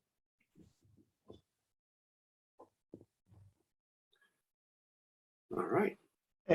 And this is Todd. Wouldn't that be an assumption that it would have been required? And are we just saying that it's simply providing clarification to maintaining the required separation? It's a clarification because, like I said earlier, everyone's all over the map on this. Some folks have said it's okay to have an opening with that's not protected. Some people are saying 20 minutes is fine because they're using that garage separation. But for a true 1 hour, I think most jurisdictions have been interpreting it as 45, but there are a few stragglers out there that are less stringent. So this is basically clarifying that. All right. Well, thanks, Quinn. It seems to me that we could also make the argument that this has no additional cost with your proposal, since it's a clarification of what we believe is already in place. Good point. Good input. John, I see you have your hand up. Yeah, sorry, just want to add in one thing to what Quinn said, is that there are some people who also feel that no openings are allowed in this. So this is a clarification that yes, they are allowed, but you still have to maintain the rating. Great point. Thank you. Can we scroll back up to the proposal, please? Appreciate that. All right. Again, the floor is still open for discussion. So if there's any other discussion, please feel free to jump in. All right. Hearing none, I'll be open to a motion on this. So I'll make a motion to approve as submitted. Second, as amended. I heard a motion for as submitted, and then Annie, did you say also as submitted or as amended? I said as amended because we were changing the last digit in the section number. The section number only, yes. Very nice catch, Annie. Would you like to modify your motion, Quinn? Yeah. So as amended. Okay, great. All right. Any additional discussion on this item? Okay, hearing none. If there's any opposed to this motion, please say nay. Hearing none, motion carries. Since we still have Quinn on the line, we will move on to 044. And once that's up, Quinn, I'll let you take it away. So what we have a few. So we have first 4.3 now, right? We just discussed 4.3. No, we did 4-2. We did. Oh, I'm sorry, did we? I apologize. Don't listen to me. Listen to the story. Okay. 4-2 it is. Let me 4-3 it is. Oh, 4-3. It's Monday.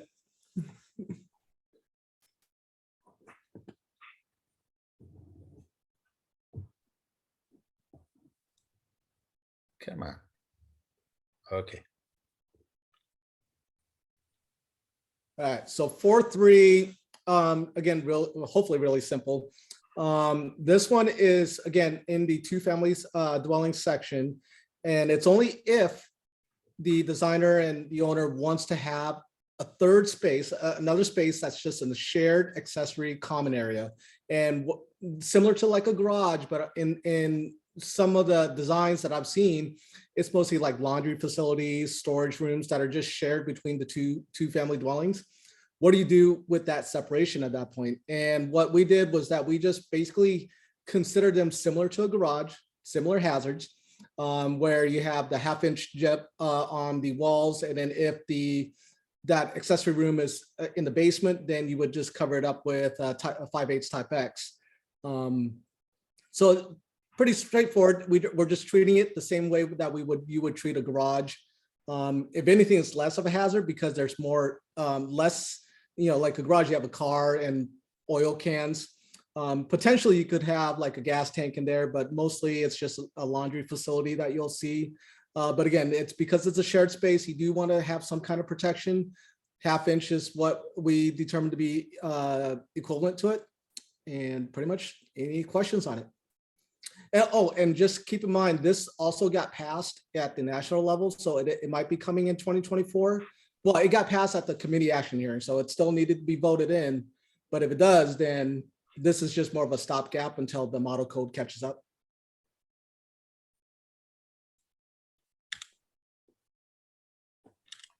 Okay, thank you, Quinn. I will open the floor for discussion. Looks like Yes, I will start with the renumbering again. So where do you see this? So currently we have 302.3.2 and yours is 302.3.2. I think, let me go back to the code real quick here. I think this would be a whole different section under 3. It'll be like 3.5, or I would say 4, and then everything past 4 maybe pushed down. Okay, let's coordinate with the renumbering then. I mean, we will need more work here because it just.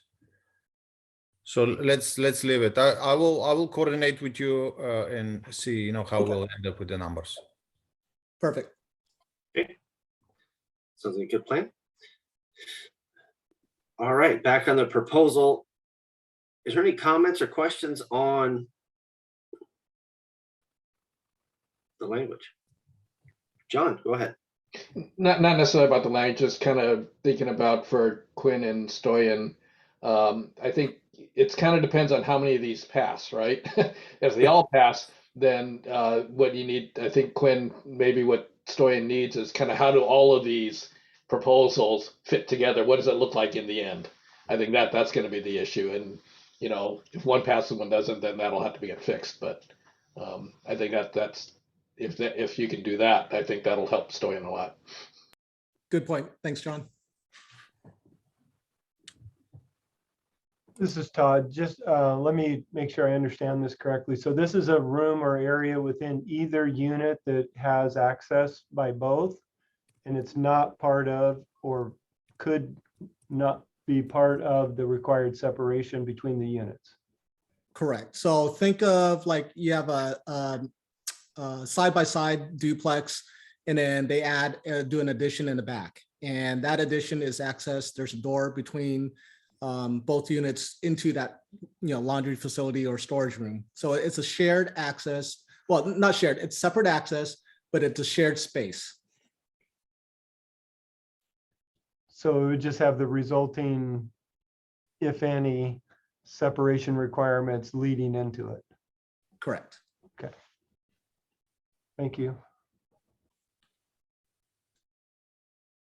And then this won't be any different if the storage space, they convert the basement, instead of doing a third family dwelling unit, they just use that basement as a storage area that's shared.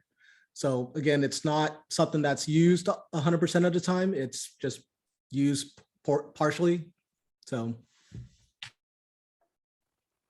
And why wouldn't it be 1 hour as opposed to this modified assembly? So Especially for storage.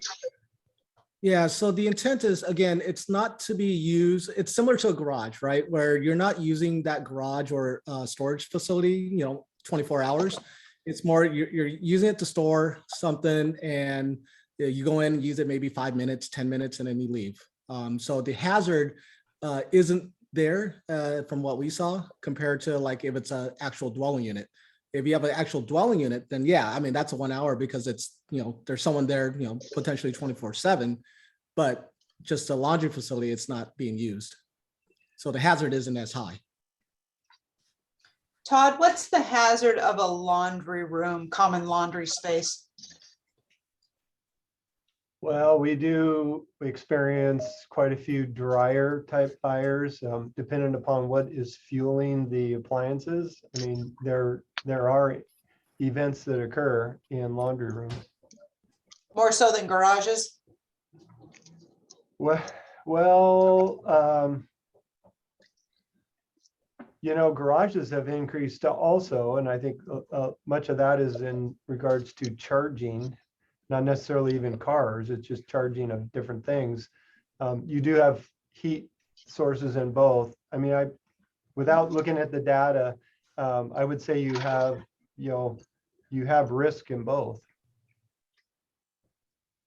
Okay, thank you. Thank you. I don't have. Whoops. I have an additional comment. This is Ron. I'm driving, so I can't wave my hand. Okay. But let's say we had a long hallway.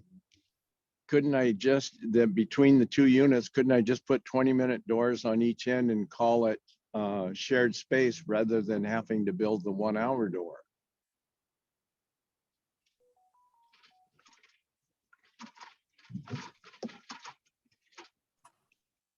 And what I'm saying is the previous item we discussed, requires the 1 hour door in there, and now we're saying if you have a common space in there, you only need 20-minute doors. I don't think they're consistent with each other.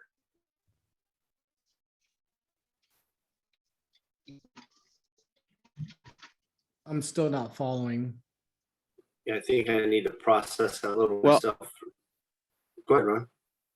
Well, what I'm saying is if you had a room or a large hallway, let's say you had a 6 foot wide hallway with a 2.5 foot wide storage area along the side that was common.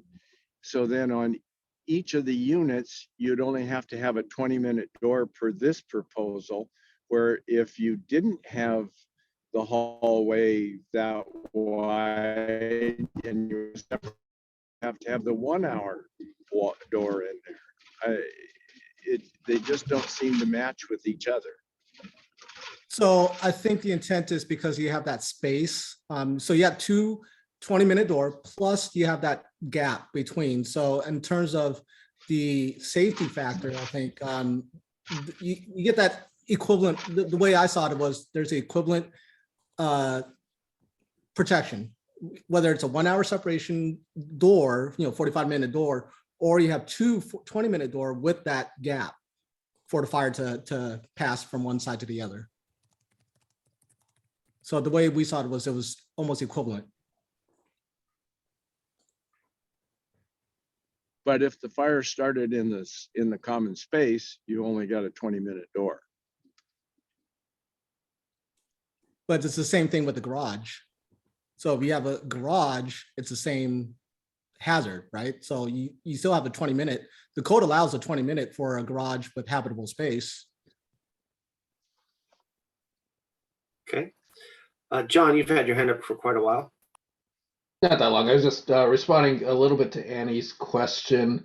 You can have a laundry facility inside a garage too. I mean, a lot of houses put the dryers and the whatever else in the garage. So again, I don't think the hazard is all that much different between what we're being proposed here and what's being and what's already out there.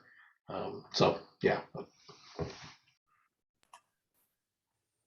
Okay, thanks, John. I lowered my hand because I thought the same thing. Kind of back to Ron's question. Ron, I think there's a little difference between the two still, of a 45-minute door separating two units, where this would have a common space between the two. You're indicating that there's really no difference, but I kind of go back to Quinn's point where that space in between the two, you'd have to have a fire in the one unit, penetrate the first 20-minute door, then continue through the common space and penetrate the second 20-minute door. And I agree with Quinn. I think that's a little more equivalent to the 45-minute door that separates the two adjacent spaces that you're more or less separating with that common wall. So I think that it will be okay. That's my opinion. I think what's the difference between the two is still all right. Well, I think Ron's concerned that the fire starts in that hallway. But again, the code already allows it with the garage, but the problem is it's silent on other accessory spaces. So what we're doing is we're adding a language to say, okay, so the code allows a garage. Now let's also allow something similar in a different use, but the use is, if not equivalent, less hazard than a garage. But sounds like what Todd is saying is that they're both important to each other. Let's treat them the same way. And I have to agree with you. It's just that I know that that's a question that's going to come up. So I wanted to kind of get an answer from the group as to the rationale. All right. I think my biggest concern with this is the use of the accessory room. And, can it be used for anything? I mean, could you actually make this a big common space in this two-family dwelling that they share, to get together and watch TV or whatever, like in a college situation or something along those lines.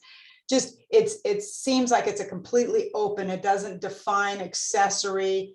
I wouldn't have a problem at all if this were a hallway, if it were literally just that pass-through room. But thinking about, a two-family dwelling and how it could be configured, it could be used as something, it could be a common, laundry room, as we were talking about, or a shared meeting space or along those lines. And so, that's where my concern is focused. So I have a question, Annie, for you then. And I don't know, if this is a right or wrong, but in the beginning charging language of 302.1, there's that exception that says accessory structures on the same lot of the dwelling units doesn't need to be separated. So let's say this is a detached accessory structure, that's common. You could abut them right next to each other and not protect it. So I think what this code section is saying is that let's at least try to do something with at least a 1/2 inch and maybe 5/8, but that there's that charging language that some people might say, you don't need to do anything. Yeah, no, and I appreciate that, Quinn. I'm thinking in terms of, if this accessory room winds up becoming a commonly shared space on a regular basis, is there an added hazard to that? Shared by both parties or even unrelated parties. Yeah, and I hesitate to define accessory because we got rid of that in the 15 code, where now accessory structures are could be anything, right? Right. Well, and that's that's why I'm kind of asking the question. Not that anybody ever pushes the code to its bounds, right?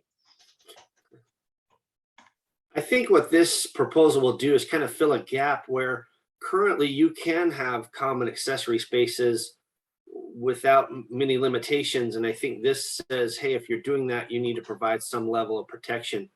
And and Quinn, you can correct me if I'm wrong, but I believe that your intent is, yes, those are already there. This gives some direction on separation. Correct. On top of just a garage, you have something else. Right. John, go ahead. Yeah, I think the question we're discussing here is what hazard are we protecting from what, right? Which way where's the hazard and which way are we trying to protect? Are we trying to protect units from each other? Are we trying to protect them from the accessory space? Are we trying to protect the accessory space from the units? They're kind of different combinations of that. I'll think for myself, I did not think about the possibility of having a shared TV room, for instance. Would someone do that? Now you're starting to get to look more like an apartment rather than a duplex. The question is there a real hazard there if you're only talking about 2 units, right? You're not going to have a big assembly type room there. And so maybe that's still okay. Again, the hazard will be low. The hazard to the people in the space will be low if the fire starts in the, in the adjacent unit. So overall, I think, again, the hazard will be okay. Yeah. And so I don't think there's any problem with leaving the accessory use pretty wide open, because I don't think it'll be too much worse than that. I appreciate that, John. I think we need to look at this. Should that first code change proposal be put into the code? I think we should just make sure that this particular provision sticks with the 2-family dwelling and not bleed over into a 3 to 6 family dwelling. I agree, definitely.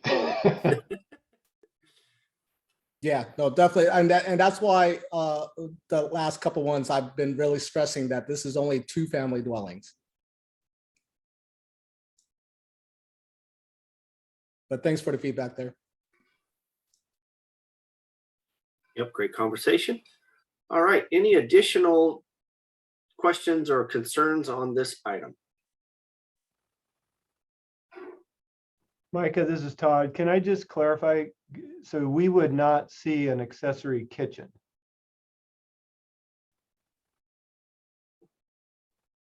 It's a great question, Todd. Yes, it is. I don't, well, I can speak for myself. If I were reviewing it, I would say no, that would start to look more like a dwelling unit. Yeah, a dwelling unit, but even not a dwelling unit, maybe even a sleeping unit, something else. I don't think that's going to fall under what I would interpret as the intent of a 2-family dwelling. Yeah. Would you be okay if we added another sentence that says, something along the line of no cooking facility allowed or something like that? No. I'm shaking my head. No, I'd rather not start a laundry list of what not to do. And then John, I think you started to also add some information. Well, I mean that's a valid concern, and again, that's a question of, do you start considering that to be a separate dwelling unit or sleeping unit or whatever you want to call it? Answer to Quinn, I don't know if we'd want to start thinking about, is a microwave oven a cooking unit? Suppose someone wants to put a TV room with a wet bar or something like that in there. It's, in some ways I look at that and I think it would be fairly unlikely, because then the 2 units have to pay to maintain it and things like that. And how does that happen? I see that in the larger apartment buildings. Yeah, certainly they want these shared, facilities and things like that. It's hard for me to envision that someone would want to do that in a duplex, but maybe other people have seen that.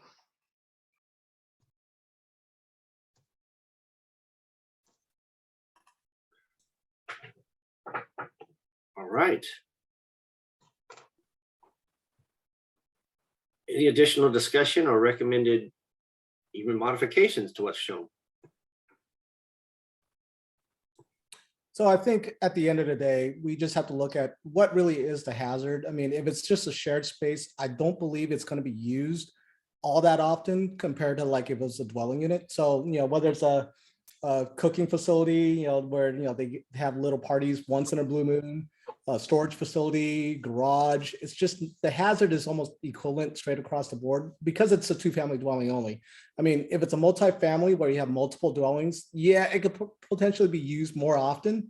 But because it's a 2-family dwelling, I don't believe it's going to be used all that often.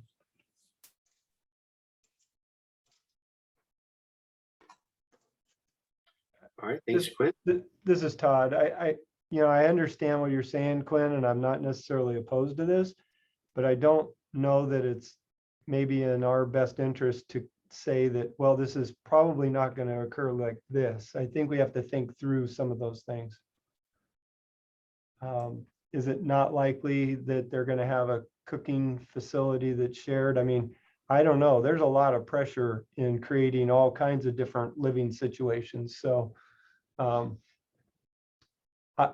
I don't think that you're proposing anything inherently. I think you're proposing an improvement from the confusion. But I think we can also keep our eyes open in the future to what may be around the corner for these, increasing the density of housing and maintaining safety.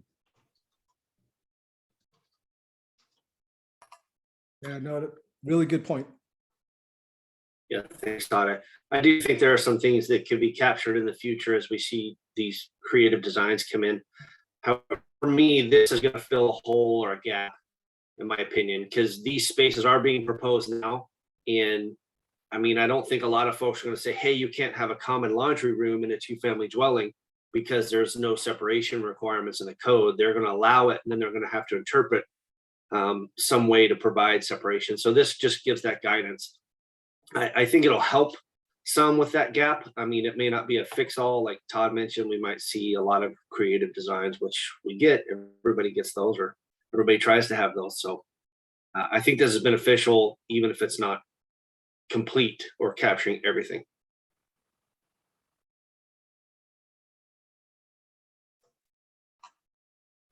So how much more expensive would it be just to have a 1-hour separation?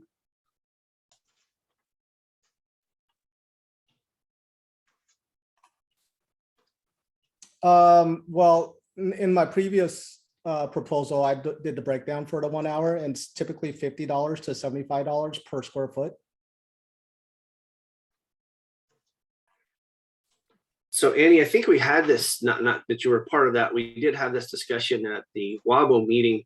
The question came up, I believe, when you're talking about the 1 hour separation is where would it go? Would it go on each side, each wall of the common space? Then you technically have an hour separation from each unit to the common space.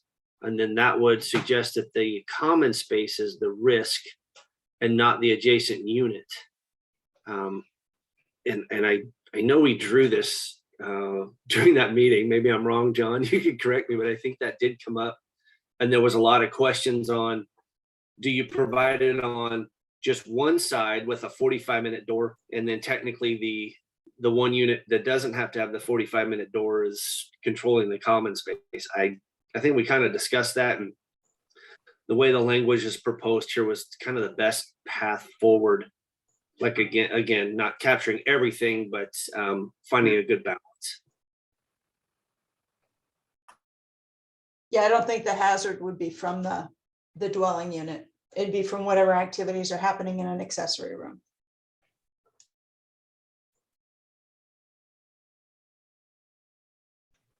Okay.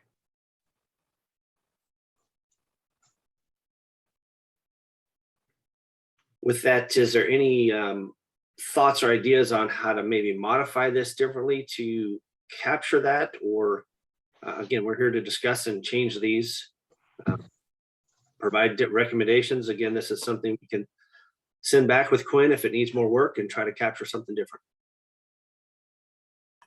Go ahead, Quinn, you have your hand up. Oh, sorry, press the wrong button.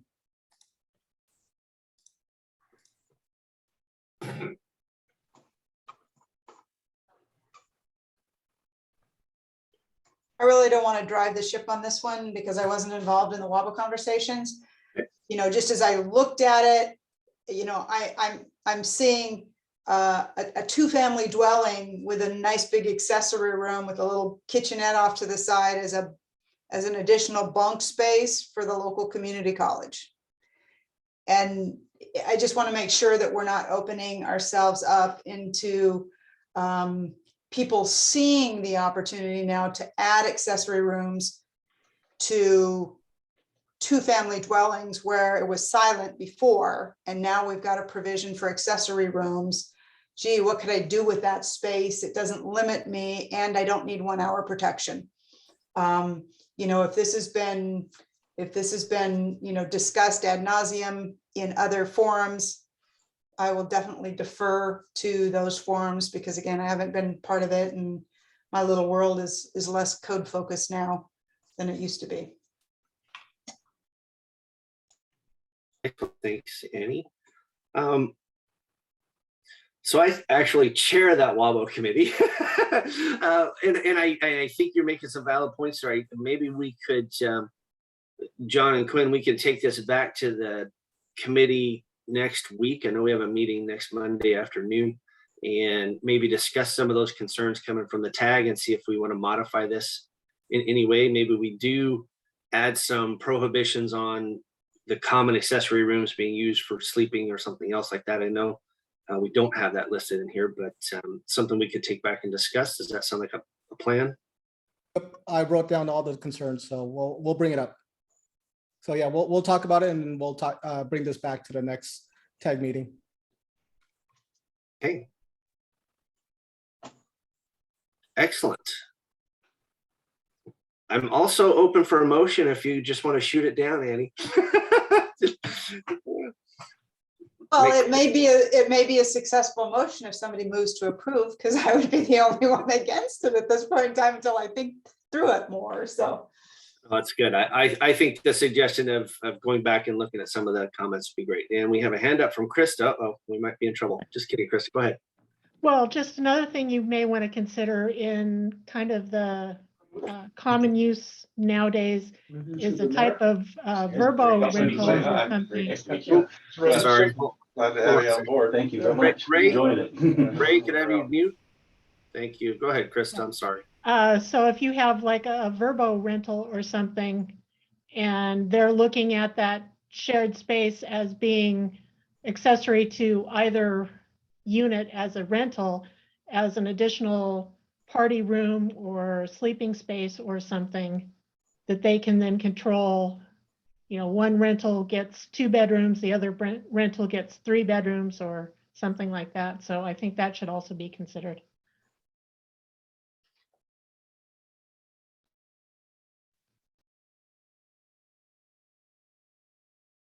You're muted, Micah. Very good point. Thank you, Krista. Thanks, Quinn. All right. Well, sounds like we have a lot of pointers to go back and discuss this proposal again. It may modify, it may not, but we will see it back at the next meeting. All right. With that, we will move on in the agenda to item 044, I believe is the next one, and that's still Quinn.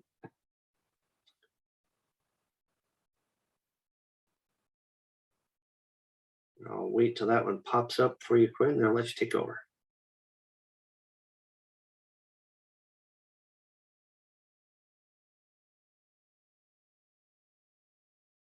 And if you're talking, Quinn, you're muted. No, I'm trying to wrap my head around this one. Awesome. I totally forgot. My brain just died on me. Let's see. Oh, you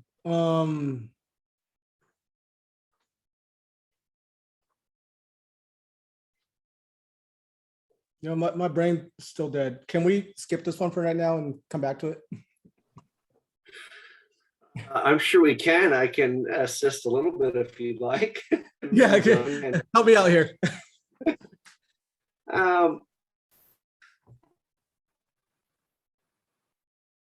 I think this is taking kind of a current Washington state amendment and modifying a little further.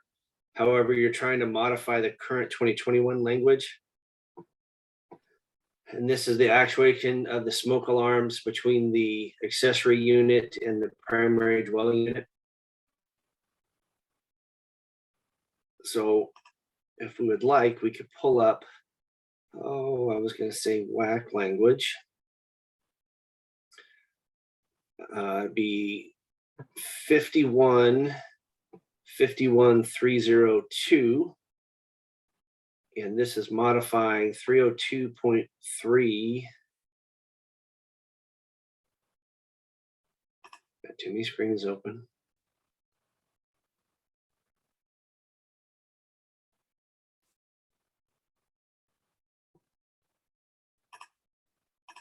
Ringing a bell yet, Quinn? It's ringing a bell in the conversation, but I'm still. Okay. So as you see on the screen, go ahead, Quinn. No, it is really about clarifying, single family plus an ADU versus a two family, but help me out on the reasoning. We had an extensive talk on this one.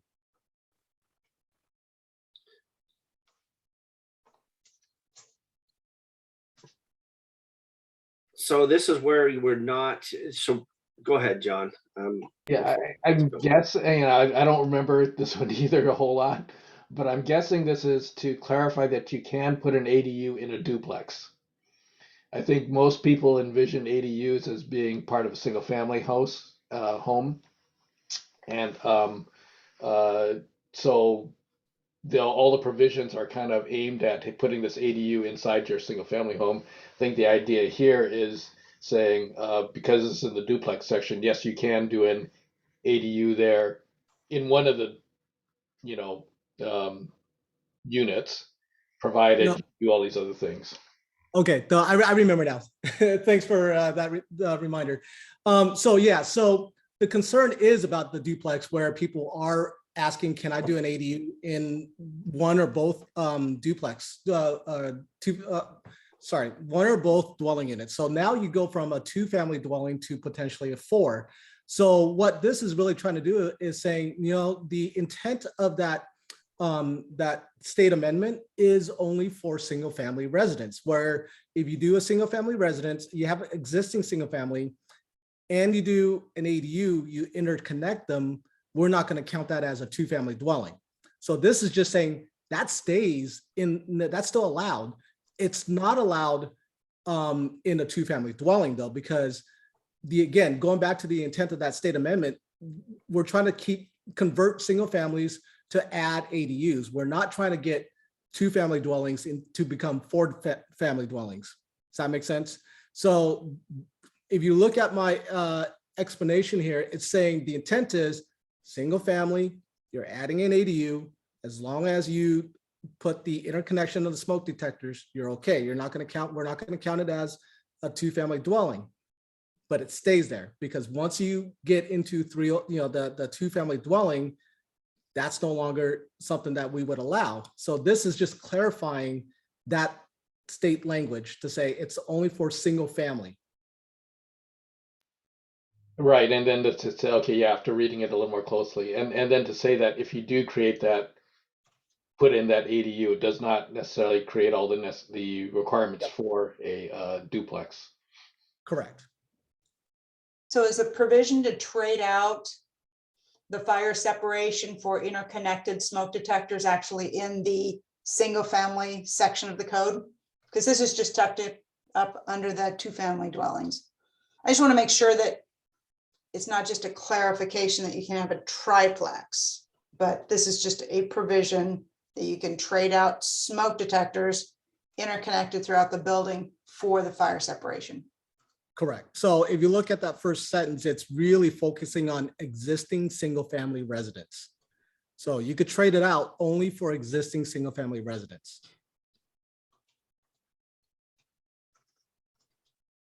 And so my question is, it's under the two family dwelling section. And I'm wondering if that provides enough clarity because we're still calling it a single family dwelling, right? Correct. Because I believe the reason the state put it under the two family dwelling is it's an exception. We're not going to count it as a two-family dwelling if you meet this exception. Correct.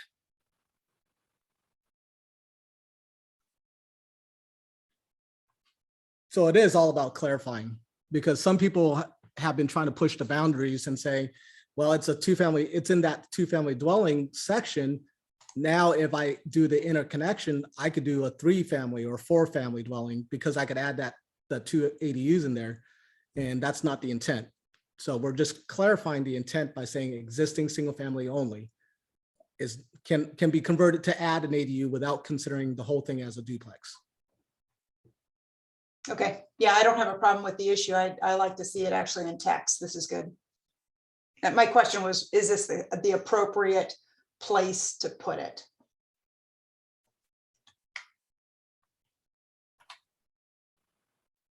Okay. Thanks, Annie. Thanks, Quinn. Yeah, this is Todd. I'm confused on this one. Because we're stating that in a 2-family dwelling, you're required to have a separation, and then in the exceptions, you're allowed to reduce that.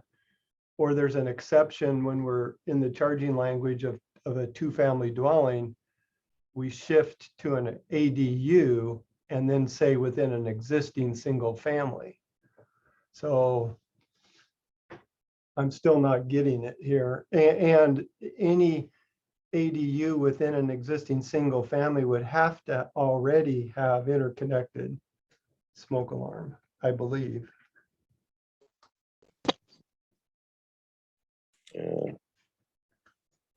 So something to keep in mind is this is existing, sort of existing language. All we're doing is rewording it slightly just to clarify that it's only for existing single family.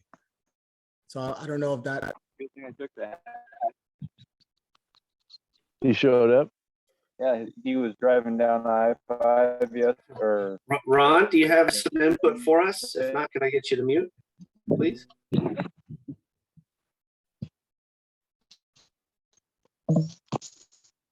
sure if that worked.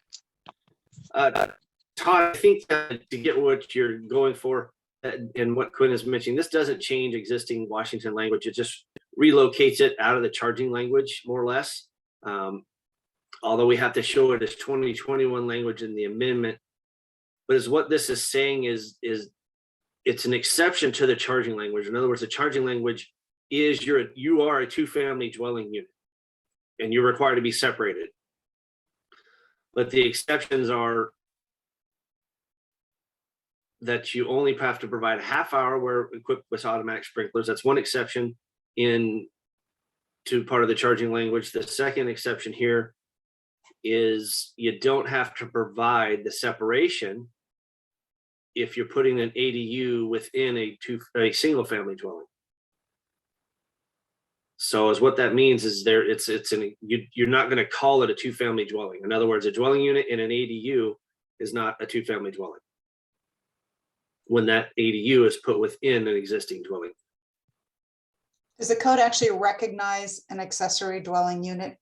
This is a good question, Annie. This is the only section in a Washington state amendment that does. We have discussed. Go ahead. Sorry. Is it important to call it an accessory dwelling unit? If we clarify that this is a dwelling unit within an existing family residence, I guess my concern is as soon as you say accessory dwelling unit, most jurisdictions have all their zoning requirements and it can't be half the size of the main or 3/4 the size of whatever. I mean, they have all these requirements for building attached accessory dwelling units.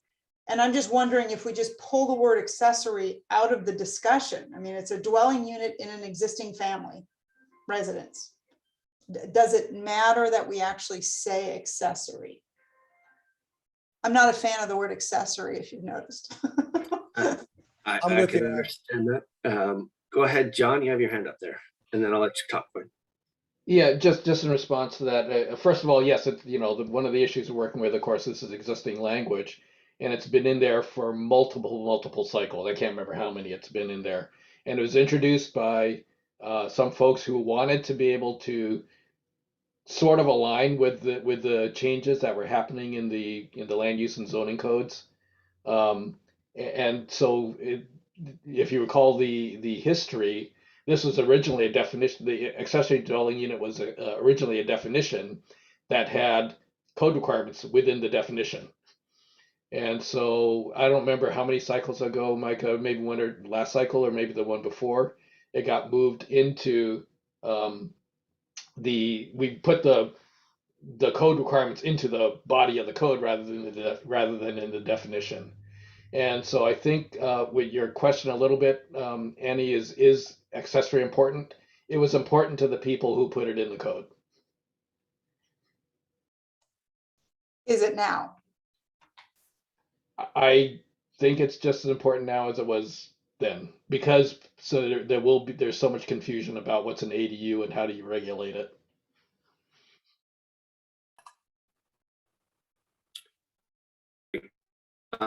It's correct on the history. I want to say the accessory dwelling unit stuff was in there 06 maybe. And then I want to say last cycle we moved that information or those requirements out of the definition and put them into the appropriate section, which was the two-family dwelling, because it's an exception to calling it a two-family dwelling. And then this further clarifies where that needs to be, and really needs to be an exception to the charging language and not within the charging language as a current Washington amendment. And we can all agree with Annie, the accessory language is tough. We've actually started some discussions of possibly, not that we want to, but looking at something for accessory dwelling units within the code. That way we don't have legislation that forces certain things without our input. So, but I agree with John, right now, this is as important as it was when they first got it in. Go ahead, Quinn. So just to help clarify, it's a really subtle difference in between what's currently existing and what this code proposal is doing. So it's the really almost identical language that's in our state building code amendment, but it's just moved down into a sub exception. And the only thing that I added was the word single family residence, because currently the amendment is within an existing dwelling unit. So now we're saying within an existing single family residence. So that's the key difference between what I'm proposing versus what's existing.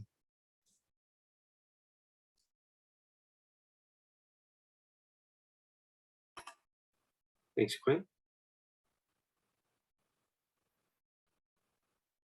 All right, any additional discussion? Annie, does that help answer some of the questions, concerns? Yeah, again, my issue isn't at all with the intent and the meaning of this. My initial question was, is this the right spot? I've come to the understanding that it is, and then it was more of a secondary question as far as if the word accessory was needed. I don't have a problem with the way it sits and where it sits. Okay. Yeah, we agree on the accessory part. I'm not speaking for myself when I say we, the royal we, as John used to do for me. I agree with you on the accessory part. Unfortunately, it's just where it is, where it is now because of what was originally passed. I know that many code officials see it as a dwelling unit, and that's why we actually moved some of the tiny home appendix into the code, because they want to carve out something special when it's just a dwelling unit. Same thing here. So with that, I can be open to a motion on this item if there's no recommended changes. So this is Quinn. I'll make a motion to approve as submitted. I'll second that. All right, thank you, Annie. All right, we have a motion and a second for as submitted. Is there any additional discussion? Micah, this is Todd. It seems like since we're trying to clarify things, and I don't even know if we officially have anything, but it almost requires a commentary conversation, or maybe the proposing, is it Wabo that's proposing this, could write up something. I mean, I think you were going to have a lot of confusion on this, the way we've constructed this code. I get it now after the explanation, but if we're concerned at all about consistency, I think we're going to need to do something. Okay, thanks for the input and request on discussion there. And I don't know if this is appropriate or not, but the exception one, the reduction, when it's in accordance with NFPA 13, that's the commercial grade standard. So that's got to be a typo or something. It should be most likely 13D or P2809. I can agree with that. I believe that is something that's missing. The current state amendment does show a 13D for that. Yeah, so that's a typo. So I'll modify my to approve as modified.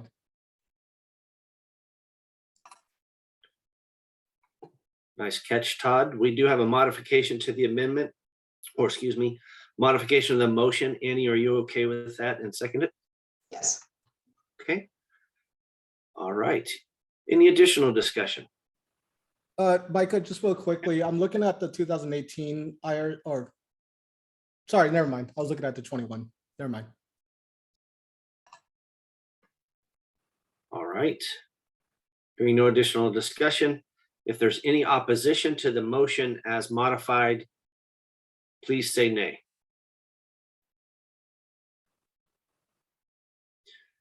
Hearing none, motion carries. All right, thank you, Quinn. Let's go back to my list. All right, I don't see Sue Kaufman on today, and I know that the next proposal is a really large proposal.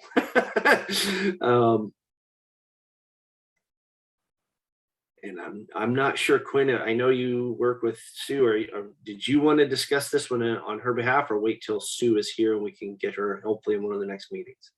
I'll wait for Sue, but let me just see if I can reach her to see if she could hop on. Okay.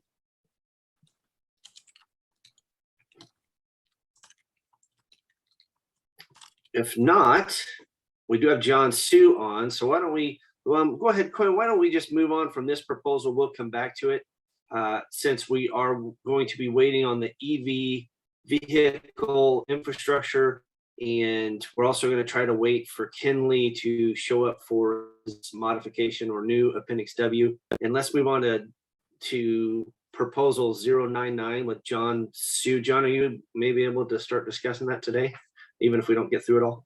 Sure. Oh, of course we're going to get to it all. This is simple. Woo, I hope so. Okay. All right. All right. This is actually what makes this simpler, at least, is that this is aligning the IRC, the Washington State Residential Code, with the Washington State Building Code.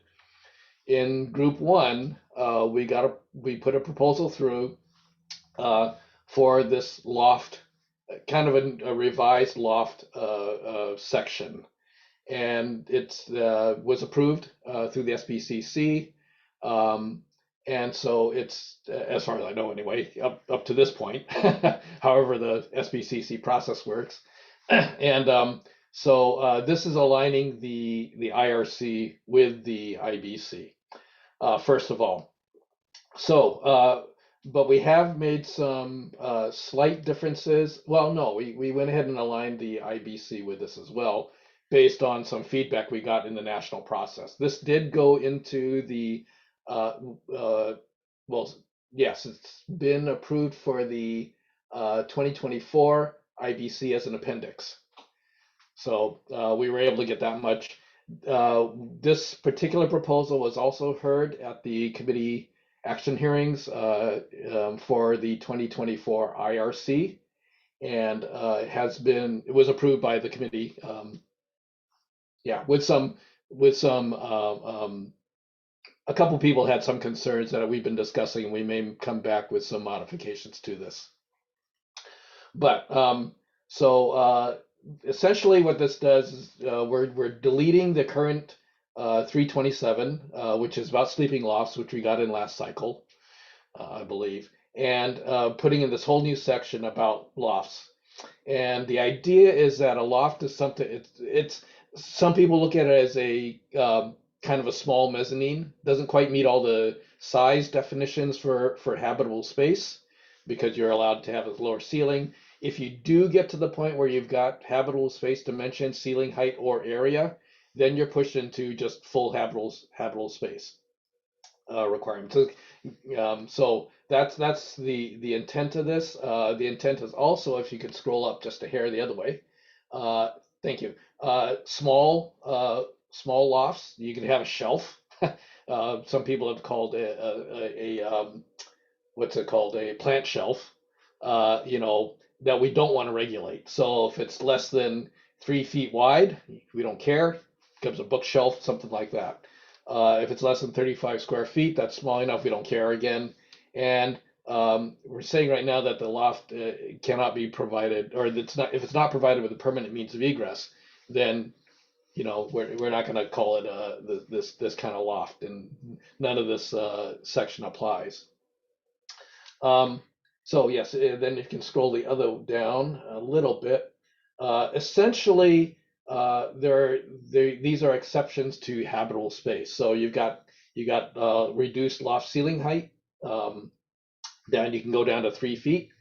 You have a reduced loft area, and then if you want to in the loft area, you still are regulated by how much mezzanine and loft you have. So right now, for instance, mezzanines are allowed up to 1/3, I believe, or I can't remember if it's 1/3 or a half under the current code of the room to which it is open. You aggregate, in this case, if you have a loft, you aggregate that with your other mezzanines and other lofts, whatever it is, and you still can't exceed that, whatever the area number is. Let's see. The exception then allows, if you sprinklered, you can go get a little bit larger lofts. Okay, and then permanent egress. If you're going to provide a permanent means of egress, then you have to comply with all your exiting requirements, means of egress requirements in the code, except as we've modified it. And the only let's see. There are further modifications that are down below. And so we do allow a minimum ceiling height above. Again, if you got a ladder coming up to this loft, you can get your ceiling height down there. The next change there is about mezzanines. It's just in the mezzanine section, and say, by the way, if you have a loft, you can it looks like I got a typo in here. Let's see. If you have a loft, then you can go to this other section instead of staying in the mezzanine. And we would need to modify this, by the way, getting rid of Group R occupancy, since Group R occupancy does not exist in the IRC. I thought we took care of that, but maybe I goofed on this particular proposal. Okay, thank you. Let's see. Now, the interesting thing is that there are a couple things going on. If you scroll down a little bit to the vertical egress, there's a couple things. Oh, sorry, up just that section there on vertical egress. Thank you. So right now, there's an existing state amendment that allows stairs or ladders within a dwelling unit to go to 200 square feet. No, it's totally unregulated. So we've added, to align this with the rest of the code, we're going to allow stairways, alternating tread devices, or ship's ladders or ladders up to the 200 square feet. And essentially they're exempt. Essentially, we're trying to clarify where they don't provide exclusive access to a kitchen or bathroom. And then we're also limiting how high these ladders and things can be to 10 feet above the finished floor. That's a new requirement. That came about because at the national level, some people expressed concern that you can have an unlimited height ladder and felt that would be unsafe. So we've limited it to 10 feet. That gets you essentially, the idea is that a lot of times these lofts are in small units and they get put on top of the bathroom, right? So, I can't remember if this one or our national code, we had a picture of one that was actually being proposed. So let's see. So that's the 10 feet thing. Now if you scroll down a hair more, to the alternating tread device and chip size. Those two exceptions are in the IRC now.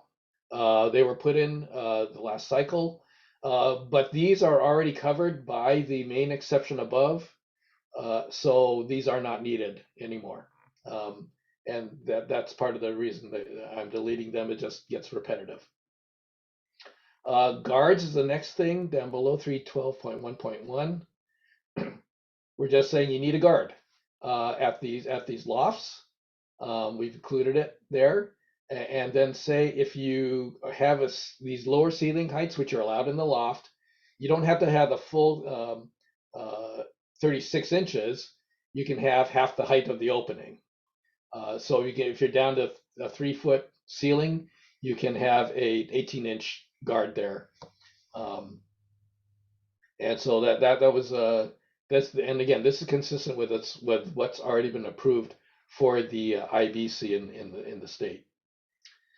The last thing is in the 314.3 there. We are requiring a smoke alarm in what we're saying in this case, the immediate vicinity of bedroom and loft. So if you got a loft, you've got to have a smoke alarm somewhere near there, so that we don't they get early warning in there. And again, we are discussing whether or not we want to add a couple more changes based on some feedback we got at the national level. So I think that's the main thing. Oh, the other thing I did want to say for staff, for Krista's benefit, is that the idea is to, if you can scroll all the way back to the top, sorry, I forgot to say one thing. We're near the top, where we delete, this is being, no, up further, sorry. That one, right at number 2 and number 3 there. So what we're doing is essentially relocating this section to its as R326 in number 3 there. It follows mezzanines, which we think these are closely related to. The current 326 is habitable attics. That would get renumbered to 327, R327, and there's only one reference that I could find that cross-references the habitable attic section, and for Krista, that's R325.1, where you would need to change the cross-reference to R327 if this goes through. And with that, I'm ready for questions. And Quinn's got his hand. Thanks, John. Quinn, go ahead.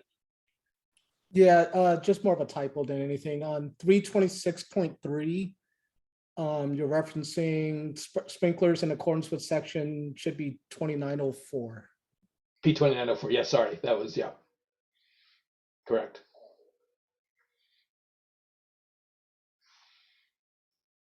Thank you. Is that it, Quinn? Yep, that was it. Awesome. And just a little bit more on the history of this for folks to be aware.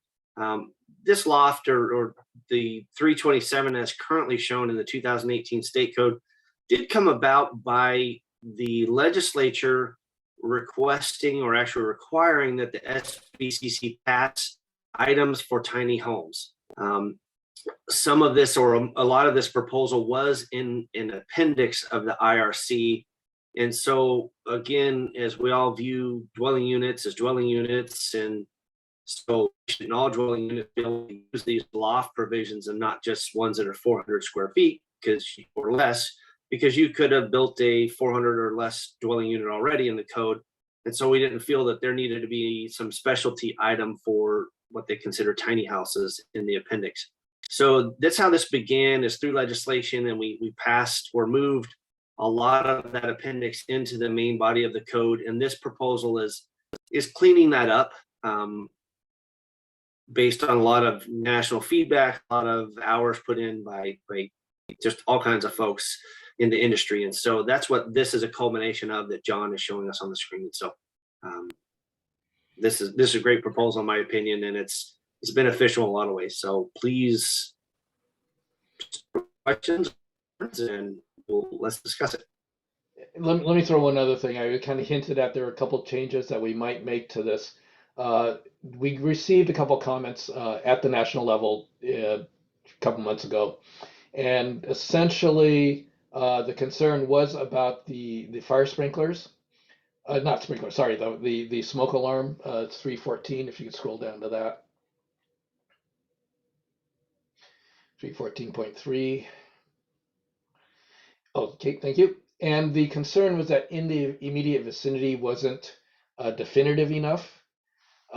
They felt that you know, with the bedroom you put it out in the hallway, and so they were concerned that if, you know, would putting it in a hallway you know, be adequate, and that's not what we intended.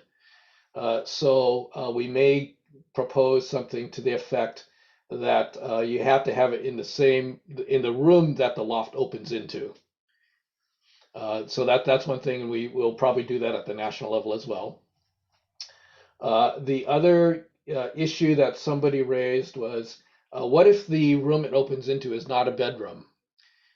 Should you not have an egress window, emergency, an EERO out of the space? And so what we're going to propose is at national, we haven't vetted this with everybody yet, all the stakeholders, but what we're looking at is potentially requiring an EERO out of the room, same thing, out of the room to which the loft opens. So those are the only two concerns that were raised at the national level.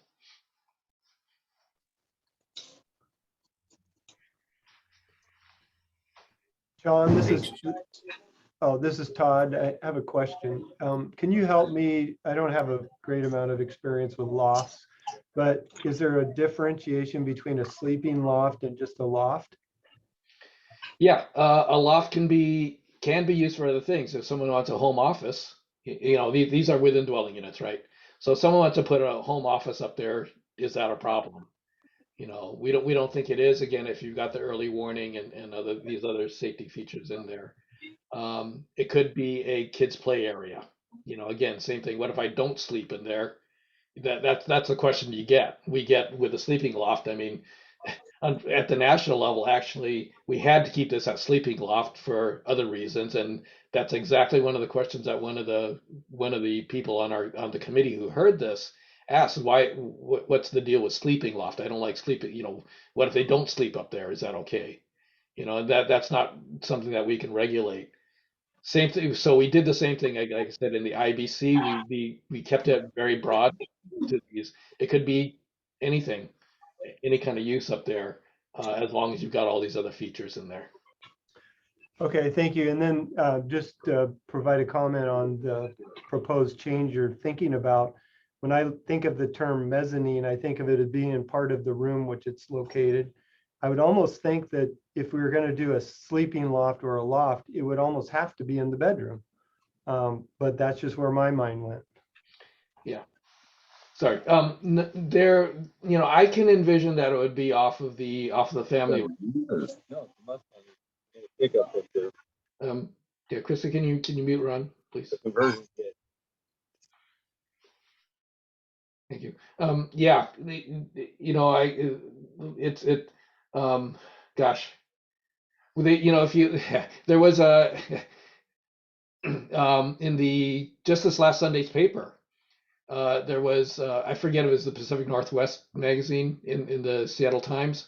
They had a bunch of new units that they were showing off, and one of them actually had a loft in it that didn't open to a bedroom. And so, you know, it can happen.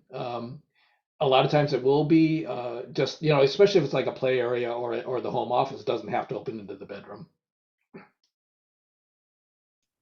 All right, thank you. I would definitely support some sort of a change that would make sure that we have an egress window. That issue, I think, is an issue, significant issue, especially when they're going to use the loft as a sleeping area. Yeah, definitely.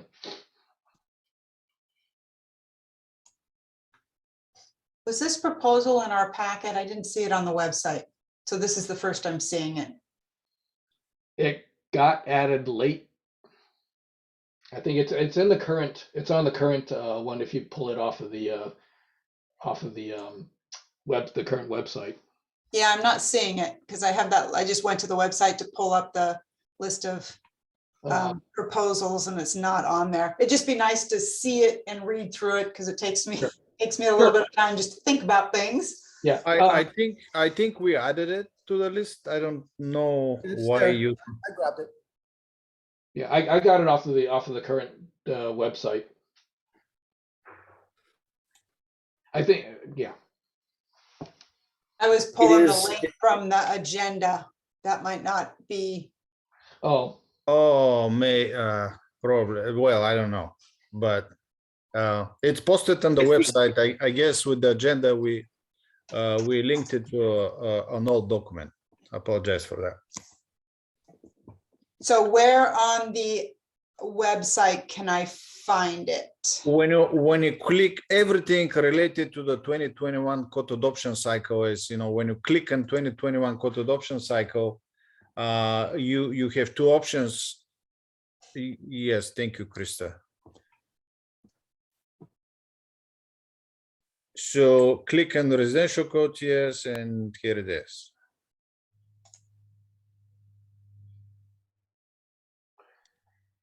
Perfect, thank you. Yeah, and Micah, since we're going to, sounds like we're going to be modifying it anyway, maybe we can table this until the June meeting. Absolutely. I can agree with that.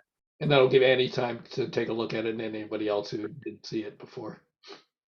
Sounds like a great plan. It is a sizable proposal. Again, a lot of it's remaining the same from the current chapter 327, IRC 327 at the state level. But some of it is modifying as well. And it was just easier to eliminate current 327 and bring this proposal in than trying to go through the current amendment and strike through and relocate. So just keep that in mind. Again, it all looks new, but it is somewhat of a modification to an existing section that was passed last cycle for the state. Just, yeah, a little bit. Not exact, but yeah, I'd call it a pretty extensive change. I'd okay. call it something to just think about, get rid of what we had before and put this in, because I think the concepts are a little different too, some of them. Okay, that might be easier. You're right. Yeah, and I do have a fairly extensive reason statement down below there, so hopefully point you to the right places. Annie, if you have questions, feel free to ask, contact me. I believe I put my email address at the top there. So thank you.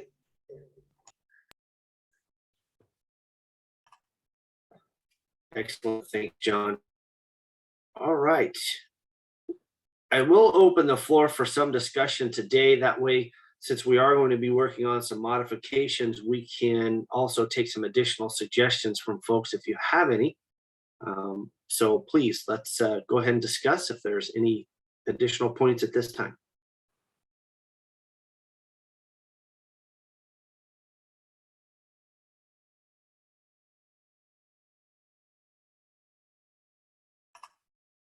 All right.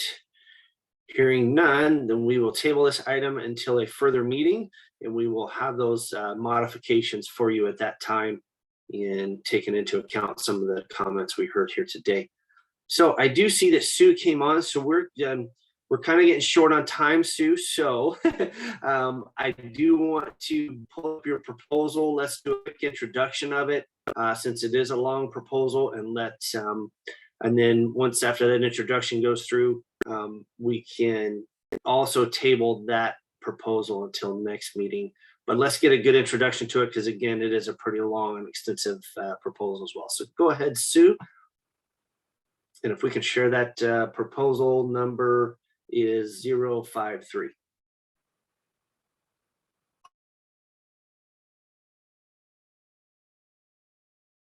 I'm sorry, 053. Second. Sorry about that. problem.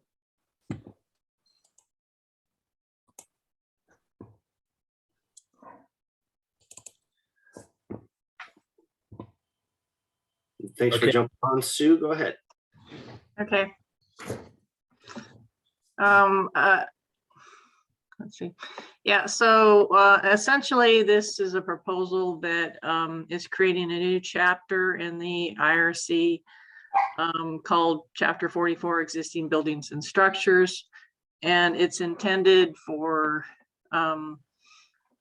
just being a kind of a comprehensive chapter for existing IRC buildings.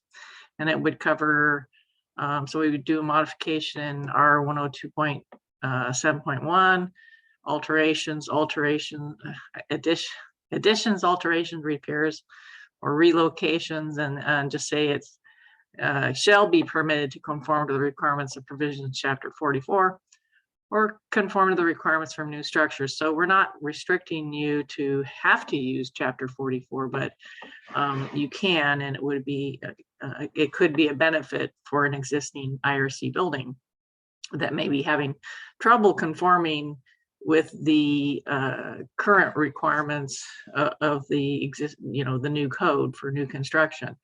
Sometimes these existing buildings, they're never going to get there, so we see oftentimes, stairs and ceiling height, those kind of things are real challenges for existing buildings.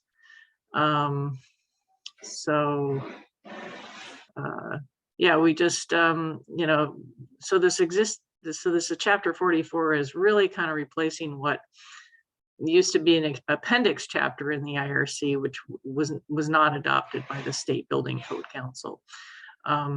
So the appendix chapter had to be kind of modified quite a bit. It had some things that were, it never really got updated as the code got updated. So had to fix some things with regards to, smoke alarms, carbon monoxide alarms, those kind of things. And then, if you keep kind of scrolling down, there's, a compliance chapter there. The other big thing is, some allowances for windows, egress window size and things like that. There are some things that are, forgiveness for an existing building that, really it may not be able to comply with some of the requirements for new construction. So, the proposed Chapter 44 is, kind of addresses repairs, alterations, and, there's just some structural, requirements, live load increases, wind load increases, electrical wiring.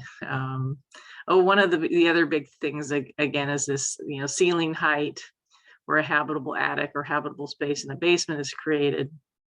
Existing building ceiling height shall not be less than 6'8". And so this is a way to be able to, provide some reasonableness with regards to ceiling height for, these attics and ceilings. And a lot of times you'll see those things have been converted, oftentimes without permits. They're just like, hey, there's this extra space down here. And, most of my family is not 6'5" or 7 feet. So they're going to use it for habitable space. And it would be, by us, providing, a shorter ceiling height, the 6'8", we can get some of those requirements that are important for, fire safety, egress windows, getting the insulation in. So, I think it's important to recognize that, we can add some reasonableness to a single family residence that, where they're not going to necessarily be unfamiliar with, in a hotel or something like that. They're not going to be unfamiliar with the space. It's their own space. And so you can, I think, reasonably set a shorter ceiling height, allow a shorter ceiling height for these. But again, they don't have to use this. They can use the requirements for new construction if they want. And then again, stairways, handrails and guards. There, there's in R4404.8.1.2, existing stairs not otherwise being altered or modified shall be permitted to maintain their current clear width at or above and below existing handrails. So again, we're being reasonable. You're not touching your stairs. You don't have to touch your stairs. So there is again, these existing buildings that somebody's been living in them. Somebody knows how to manage their existing stairs. So, we can apply some reasonableness with some of these projects. So, all right. Unless, of course, it's a hazard. You gotta look at. We don't want hazards, but there is a reasonableness that can be applied to most of these situations. These older buildings, 100-year-old building, they're never going to be able to comply with some of those requirements for stair and ceiling height. So windows. All right, Sue, thanks for that brief introduction. I know there's a few more sections to go over there, but I want to be aware of the time for folks. I don't want to go too far over. We're already a minute over here. So definitely an introduction to the Chapter 44 code change proposal from Sue, and I appreciate you coming on and doing that on short notice. We will be revisiting some of these, as you know, in the next couple of meetings. The next meeting will be May 23rd, and so I hope to see everybody here at the same time. But finishing out our agenda, is there any other business today that needs to be heard? All right, here. I have one question Go ahead, for Ron. Sue, just before we get to the next meeting, if I could. Oh, sure. Go ahead. And I'm going to rattle off the numbers here. R4402.4.4, number 2 on occupancy. And I just would like a clarification. You don't have to do it now, but whether that's occupancy of that room or the building or what, because I think it's talking about egress windows. And so if it was a basement storage room that they're converting to a sleeping area, is that going to be considered a change of occupancy and, have some effects on the egress in that? Maybe you said 4402.4.4 and then number 2. 4402.4.4 replacement windows. The replacement, yeah. So change of occupancy if it was storage, so it was not habitable space, and again for residential, occupancy is it was either habitable space or it's not. So if it wasn't part of habitable space and you're changing it, from just a storage garage or something like that to habitable space, that is a change of occupancy.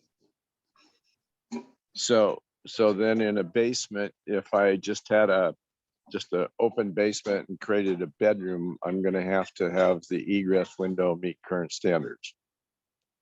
Yes. Okay. All right. Thank you.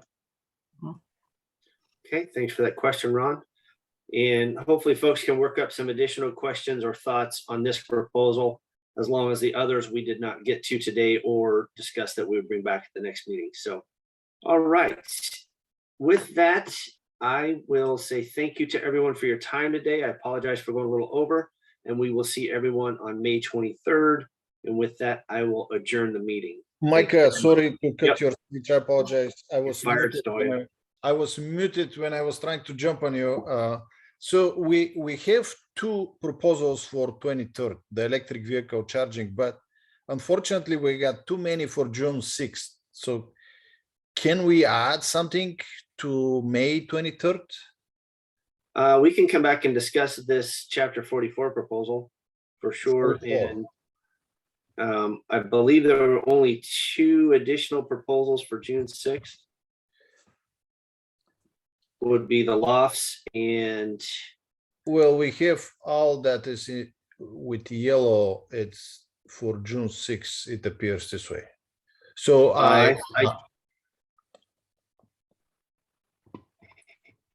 On May 23rd, we'll start with the electric vehicle charging.